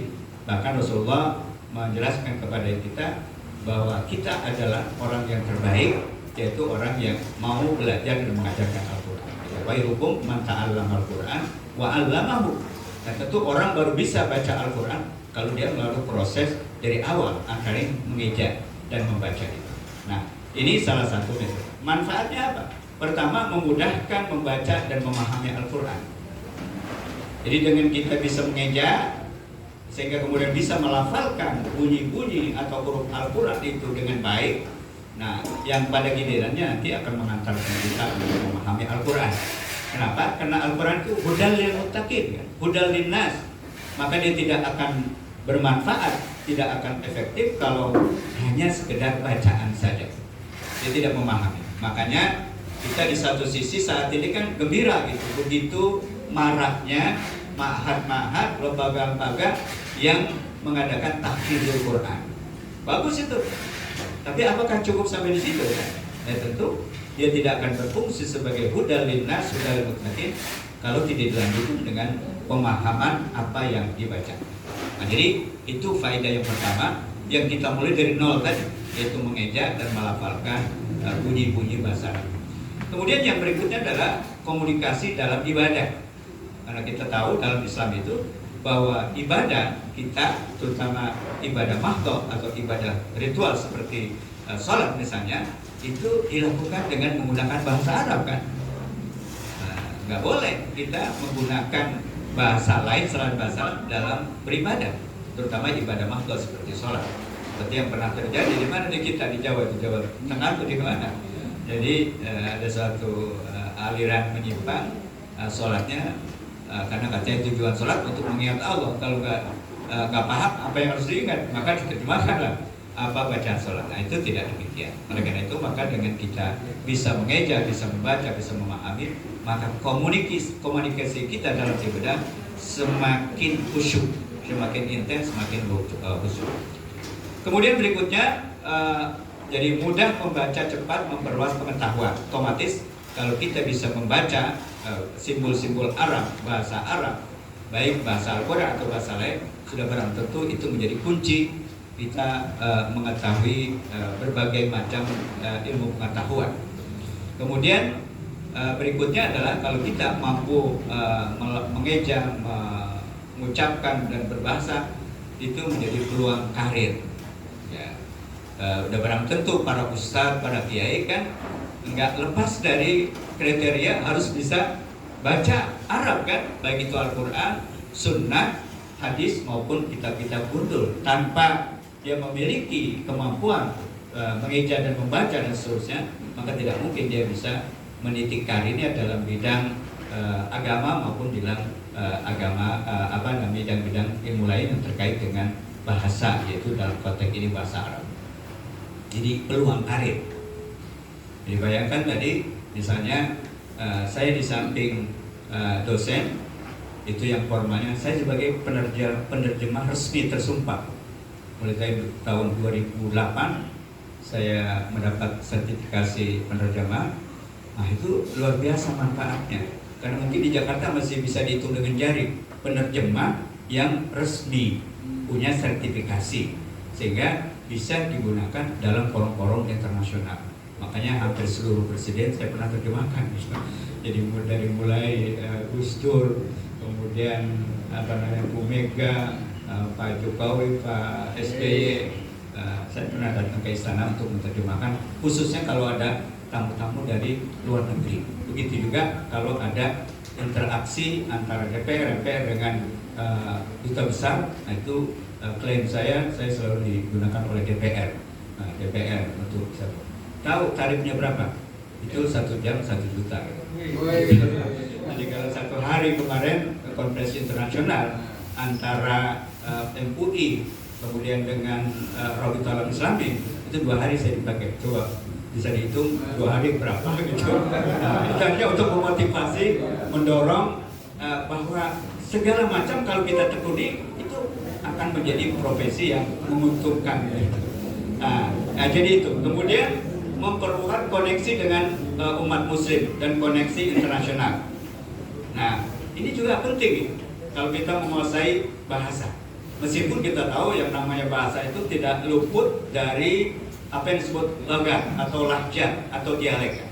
Jadi bahasa Arab itu menurut pengamatan saya ada dialek modern 4. Ada yang disebut dialek Khalij, Teluk, negara-negara yang ada di Teluk, Saudi, Qatar, Kuwait, kemudian Qatar, Emirat, kemudian ada Oman, itu dialeknya hampir sama. Kemudian ada dialek yang di utara yang dulu disebut Syam. Nah, itu misal Suriah, Palestina, kemudian Lebanon, kemudian Yordania, itu hampir mirip. Kemudian di barat ada Mesir, ada Sudan, ada Libya, kemudian di paling barat ada Maroko, ada Aljazair, ada Tunisia, itu dialek tersendiri yang banyak terpengaruh dengan Perancis. Tapi pada umumnya ada bahasa standar yang kita sebut dengan bahasa pusat, di mana seluruh orang Arab yang terpelajar, yang mereka berpendidikan, pasti mereka menguasai bahasa Arab pusat. Gitu. Makanya saya ketika saya ngajar, sekarang saya ngajar di Istiqlal, program S2 dan S3, itu saya sering mengundang teman-teman saya dari berbagai negara Timur Tengah, ada dari Mesir, ada dari Yordania, ada dari Maroko, ada dari Australia. Itu memberikan kuliah umum kepada mahasiswa saya di program S2 dan S3 secara online dengan menggunakan bahasa, karena di Istiqlal ada program pengkaderan ulama dengan program S2 dan S3, dan mereka nanti setelah 2 tahun selesai kuliahnya mereka akan dimagangkan yang konsen ke Arab, ke Mesir, ke Al-Azhar, kemudian ada juga yang ke Amerika. Itu semua atas biaya LPDP, semua biaya LPDP untuk kegiatan itu. Nah itu antara lain adalah karena mereka menguasai bahasa sebagai salah satu syarat untuk bisa meraih beasiswa LPDP. Jadi kalau ada yang mau belajar silakan ikut tes, tapi bahasa Arab dan bahasa Inggrisnya harus lulus TOEFL-nya minimal 500 gitu. Begitu juga bahasa Arab. Nah, kemudian mengembangkan keterampilan kognitif. Jadi bahasa itu akan membantu juga pola pikir seseorang, pengetahuan seseorang. Nah, itu berangkat dari bahasa yang mulai dari yang paling kecil tadi adalah mengeja dan membaca. Nah, ini adalah salah satu model saja. Jadi bukan berarti apa yang sudah ada saat ini, yaitu metode Iqra, Barqi dan segala macam tidak guna. Kita mencoba mengenal, memahami dan bisa mengaplikasikan metode baru yang mungkin lebih mudah, lebih efektif dalam kita mengajarkan bahasa Arab yang notabene adalah bahasa Quran. Nah, ini adalah sebuah metode baru yang disebut dengan buku Kaidah Nuraniyah. Nah, jadi buku Kaidah Nuraniyah ini adalah buku yang mempelajari secara mengejak kata-kata bahasa Arab lewat contoh-contoh dari Al-Quran. Buku Kaidah Nuraniyah ini bertahapan dari mengenal nama dan suara huruf atau kita sebut bunyi hingga mampu membaca bahasa Arab dengan lancar dan mudah. Nah, itu target tujuan dari buku Kaidah Nuraniyah ini. Nah, apa keunggulannya? Jadi ada beberapa keunggulan yang dikemukakan oleh para ulama yang telah menerapkan buku ini. Yaitu pertama, Syekh Muhammad Ayyub bisa mengatakan bahwa buku Kaidah Nuraniyah ini dianggap sebagai salah satu sumber terbaik dalam mempelajari tajwid Al-Quran, kemudian membaca dengan metode Nuraniyah yang sederhana dan efektif. Jadi sederhana sekali. Mungkin beberapa pertemuan nanti sudah bisa bisa diterapkan dan bisa efektif. Kemudian buku ini menyediakan dasar-dasar yang kuat untuk mempelajari huruf-huruf Arab dan pengaturannya dengan cara yang memudahkan pemahaman dan hafalan. Kemudian juga ada apa yang disampaikan oleh Syekh Muhammad Al-Jazairi. Dia mengatakan buku Kaidah Nuraniyah ini adalah alat berharga dalam mengajarkan aturan membaca Arab dan membaca Al-Quran otomatis kepada anak-anak kecil kita dan menggunakan pendekatan pembelajaran interaktif, kemudian yang menggabungkan kerja praktis dan pelatihan secara teoritis sehingga memudahkan anak-anak untuk belajar huruf-huruf dan kata-kata dengan mudah dan lancar. Nah, kemudian bagaimana sistem kita menggunakan buku ini? Saya kira tadi sampel bukunya sudah ada, kopiannya. Nanti kita lihat bagaimana cara menerapkan buku ini. Pertama adalah sistem belajar melalui buku Kaidah Nuraniyah. Pertama, membaca daftar isi. Nah, ini suatu yang barangkali sering kita lupakan ketika kita akan membaca buku. Coba dilihat daftar isinya, kontennya atau mutawanya, apa saja yang ada di dalamnya. Begitu juga nanti kita berangkat dari kata pengantar. Jadi buku Kaidah Nuraniyah ini memiliki 17 pelajaran. Jadi sangat simple. Jadi panduan belajar dan isinya terdapat pada halaman-halaman terakhir. Jadi panduan belajar untuk huruf mulai dari pelajaran keempat. Nanti kita lihat. Kemudian belajar huruf Arab. Ya, karena kita jangan berpikir buat diri kita ya. Kalau buat diri kita mungkin kita ya ini udah gak ada apa-apanya. Tapi maksudnya bagaimana ini kita bisa terapkan kepada para pemula. Mungkin ada orang dewasa yang masuk Islam belum mengenal huruf Arab, atau yang pasti buat anak-anak kita gitu. Untuk belajar huruf bahasa Arab. Kenapa? Karena ya huruf Arab atau abjad huruf Arab itu kan jauh berbeda dengan huruf Latin. Meskipun kita sebenarnya logik gitu. Kalau orang-orang tua dulu kita kan mereka mampu membaca huruf Arab yang kita sebut apa namanya? Arab Pegon apa gitu, ya, atau Arab Jawa apa gitu. Nah, itu sebenarnya sebuah keuntungan. Tapi karena datangnya penjajah Belanda yang menggunakan huruf Latin, kemudian akhirnya kita berubah menjadi menggunakan aksara Latin, sehingga banyak di antara umat Islam yang karena tidak pernah belajar huruf-huruf Arab, yang kalau dia tidak belajar Al-Quran dia tidak bisa baca huruf Arab. Tapi kalau orang tua dulu, meskipun mereka mungkin dikatakan buta huruf dalam huruf Latin, tapi yang pasti mereka semua bisa belajar atau membaca aksara-aksara Arab. Baik Al-Quran sudah barang pasti, begitu juga hadis, dan juga ya apa namanya kerukunan, sifat 20 kan itu tulis dalam bahasa Arab Pegon kan. Nah, jadi itu sebenarnya sebuah kerugian bagi kita. Sama halnya seperti di Turki, di beberapa negara Islam yang dulunya menggunakan aksara Arab, yang notabene itu akan membantu orang Islam umat Islam untuk memahami, membaca Al-Quran. Karena kalau perubahan dari Latin ke Arab yang sama sekali tidak mengenal huruf Arab itu juga perlu waktu kan. Nah, maka di institut yang dimana saya belajar, misalnya di Khartoum International Institute for Arabic, itu berusaha untuk mengembalikan tulisan-tulisan, terutama bahasa-bahasa yang belum ditulis ya, karena banyak bahasa-bahasa daerah itu yang belum ditulis. Nah itu dianjurkan untuk menggunakan aksara Arab, terutama di benua Afrika itu banyak bahasa-bahasa yang digunakan oleh umat Islam di sana yang belum ditulis. Nah itu dianjurkan untuk menggunakan aksara Arab sehingga mereka terbantu ketika mereka mau baca Al-Quran, sudah punya modal, paling enggak huruf-hurufnya, simbol-simbol hurufnya sama. Nah kemudian belajar huruf Arab tadi, buku Kaidah Nurani ini belajar huruf Arab, mengenal huruf dimulai dari mengetahui nama huruf, kemudian dan bentuk-bentuk huruf yang bisa berubah-ubah, agar belajar melalui kaidah ini dapat menguraikan semua kata dalam bahasa Arab. Karena bahasa Arab itu uniknya juga, dia banyak bentuk-bentuknya. Bentuk di depan seperti apa, ketika sambung seperti apa, yang di tengah seperti apa, di akhir seperti apa, kalau nyambung, kalau berpisah. Nah, itu banyak model-modelnya tulisan Arab itu di dalam praktik penulisan bahasa Arab. Nah ini saya kira beberapa contoh yang nanti bisa dilihat. Kita lewat saja. Kemudian berikutnya latihan membaca dengan menggunakan buku ini. Jadi buku Kaidah Nurani ini setelah 3 pertemuan, nanti akan dilihat situ, pertemuan pertama, kedua dan seterusnya, atau pelajaran dasar pertama diuji pemahamannya, dan ketika belajar belum bisa memahami 3 pelajaran itu, maka si pengajar atau guru tidak bisa memberikan izin untuk melanjutkan ke pembelajaran berikutnya. Jadi 3 pelajaran pertama itu harus betul dikuasai. Nah, sebelum dia bisa menguasai 3 pelajaran pertama itu, maka jangan beralih kepada pelajaran berikutnya.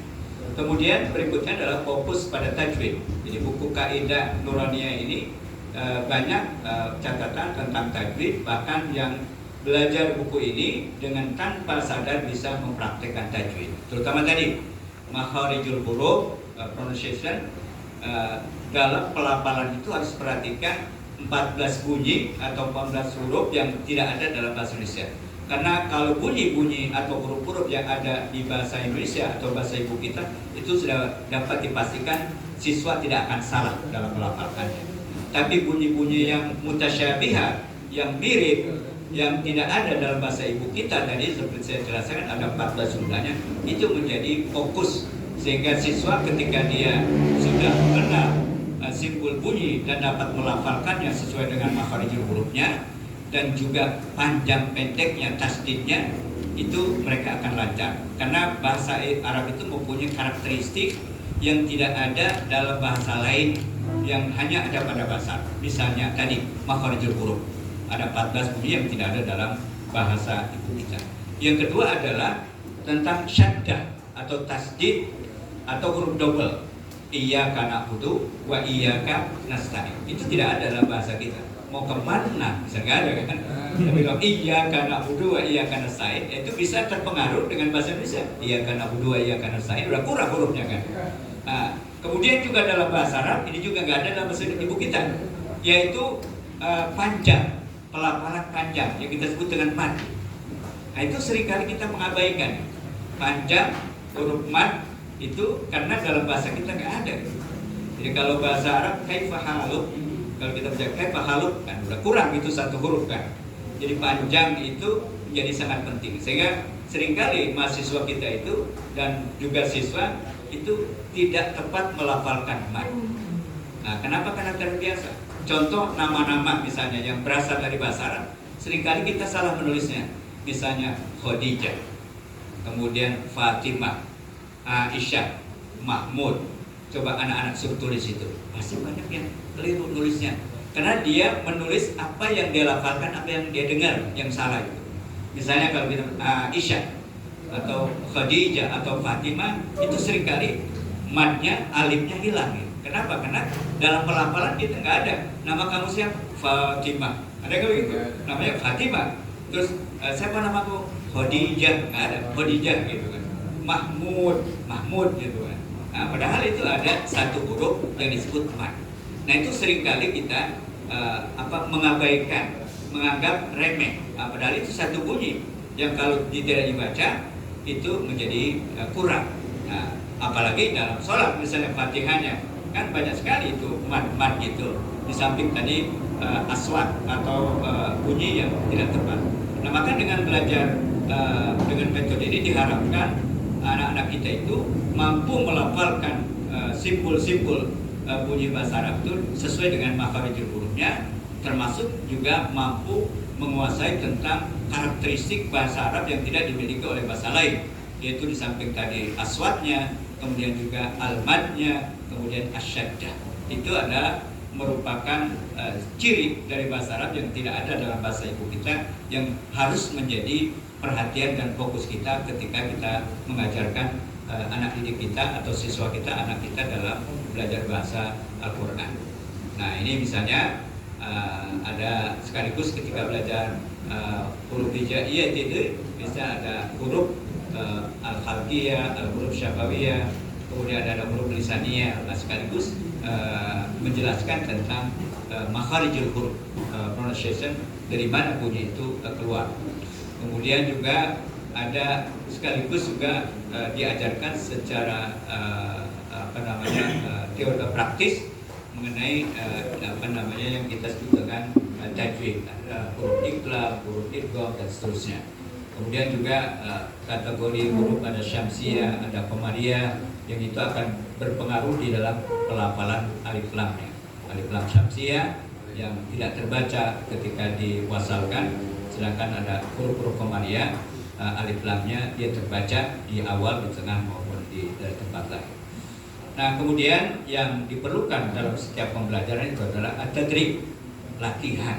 Jadi tidak cukup teori, tapi bagaimana anak-anak itu bisa berlatih tentang apa yang sudah diajarkan oleh guru mereka. Jadi lakukan latihan-latihan dan aktivitas yang terdapat dalam buku latihan-latihan ini, yaitu dapat membantu dan menerapkan konsep-konsep yang telah dipelajari, meningkatkan pemahaman Anda dan memperbaiki keterampilan praktis. Kemudian bekerja dengan guru yang berkualitas. Kaidah Nuraniyah sangat terkenal di masyarakat mengajar Al-Quran, khususnya di negara Arab Saudi. Maka dari situ buku Kaidah Nuraniyah ini telah ada aplikasi dan banyak video di YouTube-nya, silakan nanti dicari. Dengan metode ini untuk memudahkan yang ingin belajar lewat buku ini dan bisa membantu para guru untuk lebih bisa memahami sistem pengajaran ini. Jadi inilah contoh-contoh aplikasi, bisa dilihat di buku yang sudah di-copy untuk kita coba nanti terapkan buku ini dalam pembelajaran bahasa Arab yang notabene adalah bahasa Al-Quran. Saya kira itu teman-teman sekalian selintas tentang deskripsi atau gambaran tentang buku Kaidah Nuraniyah ini yang jadi salah satu alternatif bagi kita untuk bisa kita uji cobakan. Yang selanjutnya kita lihat dari segi efektivitasnya, kalau memang ini ternyata lebih efektif dari metode lain, bisa kita gunakan sehingga banyak alternatif bahkan pilihan kita untuk bisa memberikan pemahaman kepada umat Islam sebagai langkah awal untuk bisa memahami Al-Quran. Tentu berangkat dari mengeja, membaca, kemudian dengan sesuai dengan tajwidnya, kemudian pada giliran yang memahami sehingga Al-Quran bisa menjadi hudan, menjadi guide, menjadi petunjuk bagi umat manusia, khususnya bagi orang-orang yang bertakwa.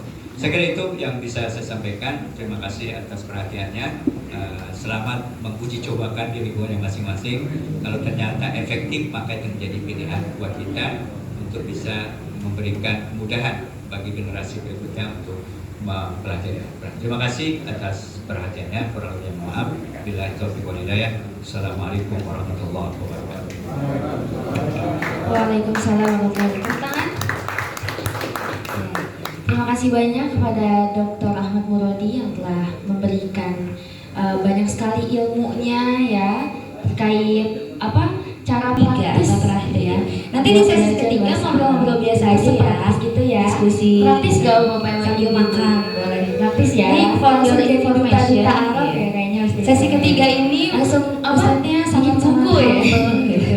Sangat friendly. Jadi kalau misalnya mau sambil ngobrol boleh saja. Kan boleh. Mungkin setelah ini ada sesi foto bersama dulu. Karena katanya saya pernah dengar sebelum kalau sholat tapi lapar itu gak bisa gitu. Nanti Jadi untuk utama itu angkat makan dulu dulu. apalagi sekarang foto Ilmu. bersama. Jadi makan dulu. kepada para Biar pemateri itu narasumber boleh gak mikirin perut. Sini. Begini ya. Baik, Bapak Ibu, Assalamualaikum warahmatullahi wabarakatuh. Sesi 3 ini sesi makan-makan, tapi sambil ngobrol. Kalau nggak dimakan bisa dibawa pulang, udah disiapin kreseknya. Baik, jadi sesi ketiga ini saya ingin cerita aja bahwa pengabdian yang bagian ketiga adalah ingin menanamkan rasa menulis pada siswa dimulai dari taman kanak-kanak. Jadi yang Bapak Ibu pegang adalah buku mewarnai yang juga ada URL-nya, lagu dalam bahasa Arab, juga isinya menyanyikan dan menulis gitu. Nah yang kedua adalah nanti di grup WhatsApp ada URL-nya Bu ya, jadi Bapak Ibu bisa nonton. Itu bacanya apa sih? Jangan sampai Bapak Ibu nyuruh ngegambar anaknya tapi nggak tahu bacanya. Nah, jadi ada YouTube-nya.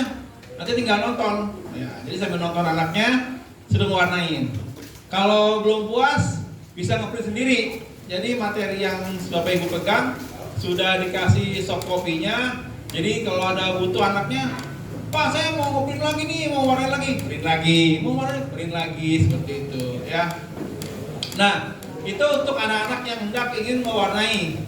Dan bagian yang satu lagi adalah saya melihat kendala menulis pada anak-anak kita gitu.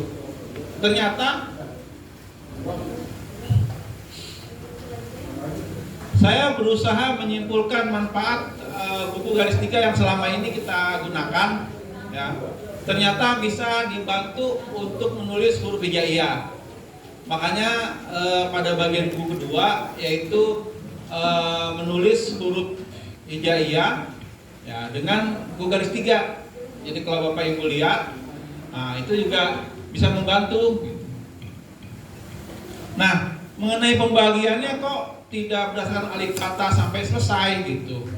Tiba-tiba langsung aja kaflam. Nah, itu bukan sembarangan.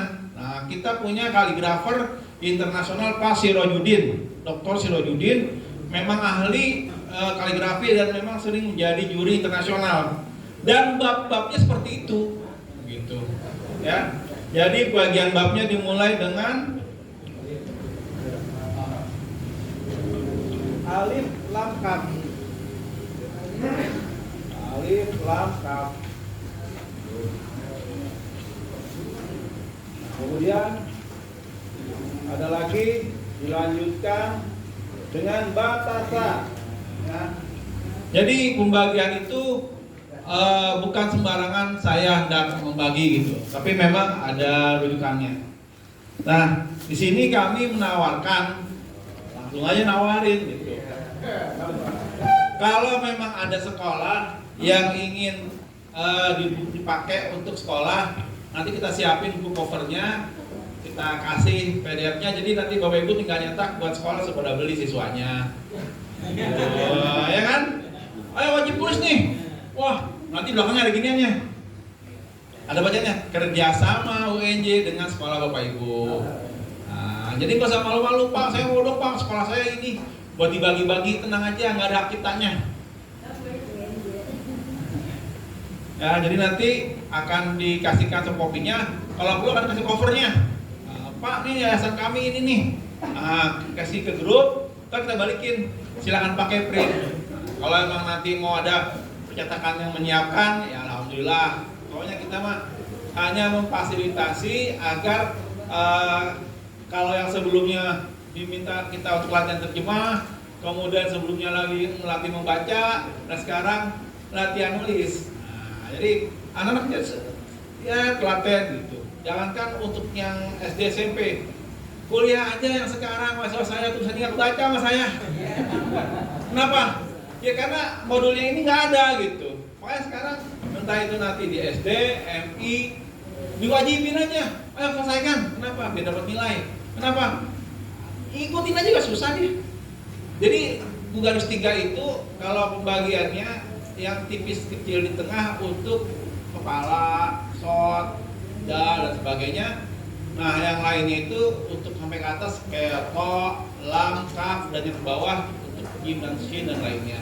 Jadi gunanya untuk membantu bagaimana agar secara skala penulisan itu bisa mencapai dengan tepat.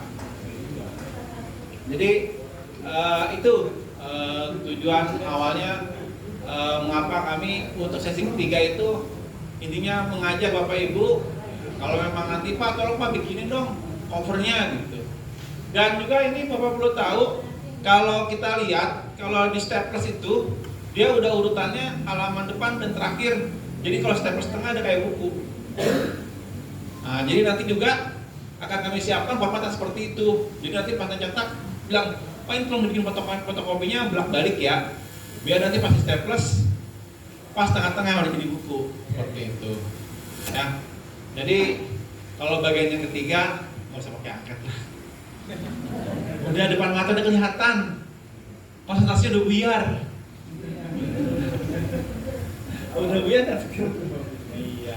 Baik Bapak Ibu, jadi untuk yang ketiga ini, jadi saya hanya justru saya lamanya di rumah, bikin berhari-hari gimana nih supaya garisnya biar pas, gimana ada gambar, gimana ada font yang tengahnya bolong, gimana itu nitik-nitikin biar pas semuanya.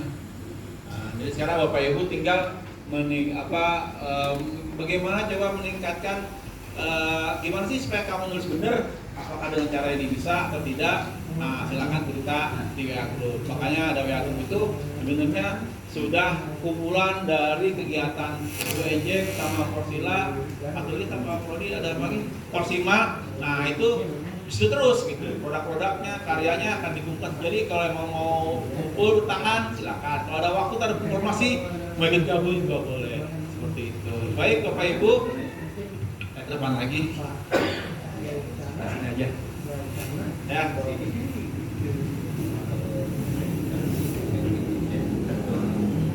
Ya, jadi alhamdulillah penyajian materi ketiga mudah dipahami. Yang pertama, saya coba ringkas. Saya memahami, ya. Sebetulnya ada videonya tentang bagaimana menulis cara menariknya. Ya. Nah, nanti kita akan siapkan, nanti dikirim ke grup tadi. Jadi nanti ada lanjutannya. Yang memang belum di print. Nah, jadi cara nariknya juga kami sudah siapkan. Jadi jangan sampai ketika nulis itu kalau tulis huruf A kan begini, A, jangan sampai A-nya begini gitu. Tapi dari atas ke bawah. Kayak misalkan Jim begini, jangan sampai nulisnya dari bawah ke atas. Nah itu anak-anak kadang-kadang karena dia nggak paham cara menariknya. Oleh karena itu nanti saya siapkan juga ada takutnya ketebelan, Bapak Ibu terbaca berat kalau saya printin semua. Nah, jadi ada lagi satu nanti tolong ingatkan. Tadi sebentar lagi saya kirim bagaimana cara menarik yang benar, tarikan-tarikan huruf hijaiyahnya. Semoga dipahami. Yang kedua, setiap pertanyaan masalah. Oke, mungkin ada yang mau bertanya satu aja, biar kelihatan seru karena wajib ada pertanyaan yang harus saya jawab. Ayo Bapak Ibu tanya. Terus sambung. Oh, baik. Jadi yang kalau Bapak Ibu lihat itu di bagian atas adalah huruf tunggal, huruf sambungnya. Huruf sambung di depan, di tengah, di belakang. Jadi dia sudah dibagi 3. Kayak huruf waw, ya cuma di akhir doang. Jadi yang lain nggak ada gitu. Kalau yang ada 3 berarti dia bisa menyambung di depan, di tengah dan di belakang. Makanya kalau cuma kayak huruf da, ro dan sebagainya cuma 1 doang. Artinya apa? Dia bisa disambung dari belakang saja. Alhamdulillah sudah terpenuhi kuotanya. Ada jawaban untuk para ahli. Yang 3, saya ingin datang lagi. Puas nggak Bapak Ibu? Jawab. Ya intinya mas semoga bermanfaat. Nah, apakah bersedia datang lagi? Baik Bapak Ibu, Pak Saya mohon pamit. Jadi untuk saya sebagai pemateri ketiga, terima kasih atas perkenan Bapak Ibu untuk hadir, juga pihak yayasan, juga pihak Sila yang sudah berkenan memberikan kami dari UEJ kesempatan untuk beramah tamah, saya menyebutnya, dan menggunakan kewajiban untuk memberikan manfaat untuk masyarakat sekitar dengan apa yang sudah kami sebut sebagai hasil penelitian dan pengabdian. Terima kasih. Assalamualaikum warahmatullahi wabarakatuh.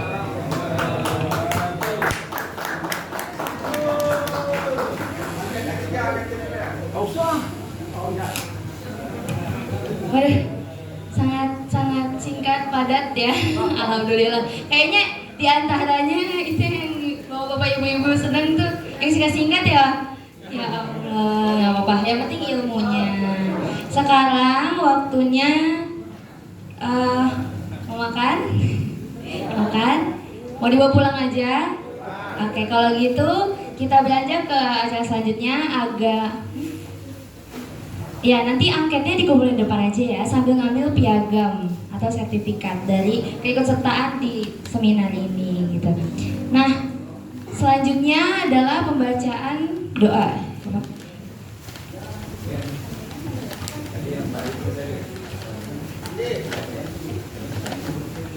Ya, selanjutnya ada doa dan penutup yang akan dibacakan oleh Al-Mukarram Dr. Ahmad Muradi MA. Kepadanya disilahkan.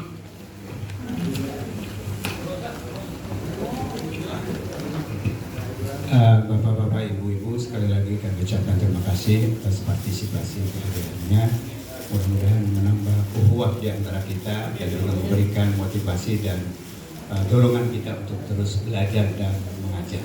Itu mari kita tutup kegiatan kita dengan pembacaan doa. Mudah-mudahan pertemuan kita mendapatkan ridha Allah Subhanahu wa taala dan mendapatkan ilmu yang bermanfaat. Sebelum itu kita awali dengan pembacaan surat Al-Fatihah. Ala hadirin yang berkualitas salihah wa ila hadratil Mustafa Rasulullah sallallahu alaihi wasallam. Al-Fatihah. Alhamdulillahi wasyaitanir rajim. Alhamdulillahi rabbil alamin. Arrahmanirrahim. Maliki yaumiddin. Iyyaka na'budu wa iyyaka nasta'in. Ihdinas siratal mustaqim. Siratal ladzina an'amta 'alaihim ghairil maghdubi 'alaihim waladdallin. Wa huwaliyaka alhamdulillahi rabbil alamin. Wassalatu wassalamu ala sayyidil mursalin. Allahumma hdina bihudak wa ja'alna mimman yusari'u bi ridha wa la tuwaddina waliyyan siwa wa la taj'alna mimman khalaqa amraka wa asa. Hasbunallahu wa ni'mal wakil, ni'mal maula wa ni'mal nasir, wa la hawla wa la quwwata illa billahil aliyyil azim. Allahumma ighfir lana dhunubana wa liwalidayna warhamhuma kama rabbayana shighara. Rabbana ighfir lana wa li ikhwanina alladhina sabaquna bil iman wa la taj'al fi qulubina ghillan lil ladzina amanu rabbana innaka ra'ufur rahim. Rabbana hab lana min azwajina wa dhurriyyatina qurrata a'yun waj'alna lil muttaqina imama. Allahumma ja'al jam'ana hadza jam'an marhuma wa tafarruqana min ba'di tafarruqan ma'suma wa la taj'al fina syaqiyyan wa la mahruma bi rahmatika ya arhamar rahimin. Rabbana atina fid dunya hasanah wa fil akhirati hasanah wa qina adzabannar wa adkhilna jannata ma'al abrar ya aziz ya ghaffar ya rabbal alamin. Sallallahu alaihi wasallam Muhammad wa ala alihi wasallam. Walhamdulillahi rabbil alamin. Taqabbalallahu minna wa minkum ajma'in. Wassalamualaikum warahmatullahi wabarakatuh. Waalaikumsalam warahmatullahi wabarakatuh. Kita sama-sama doa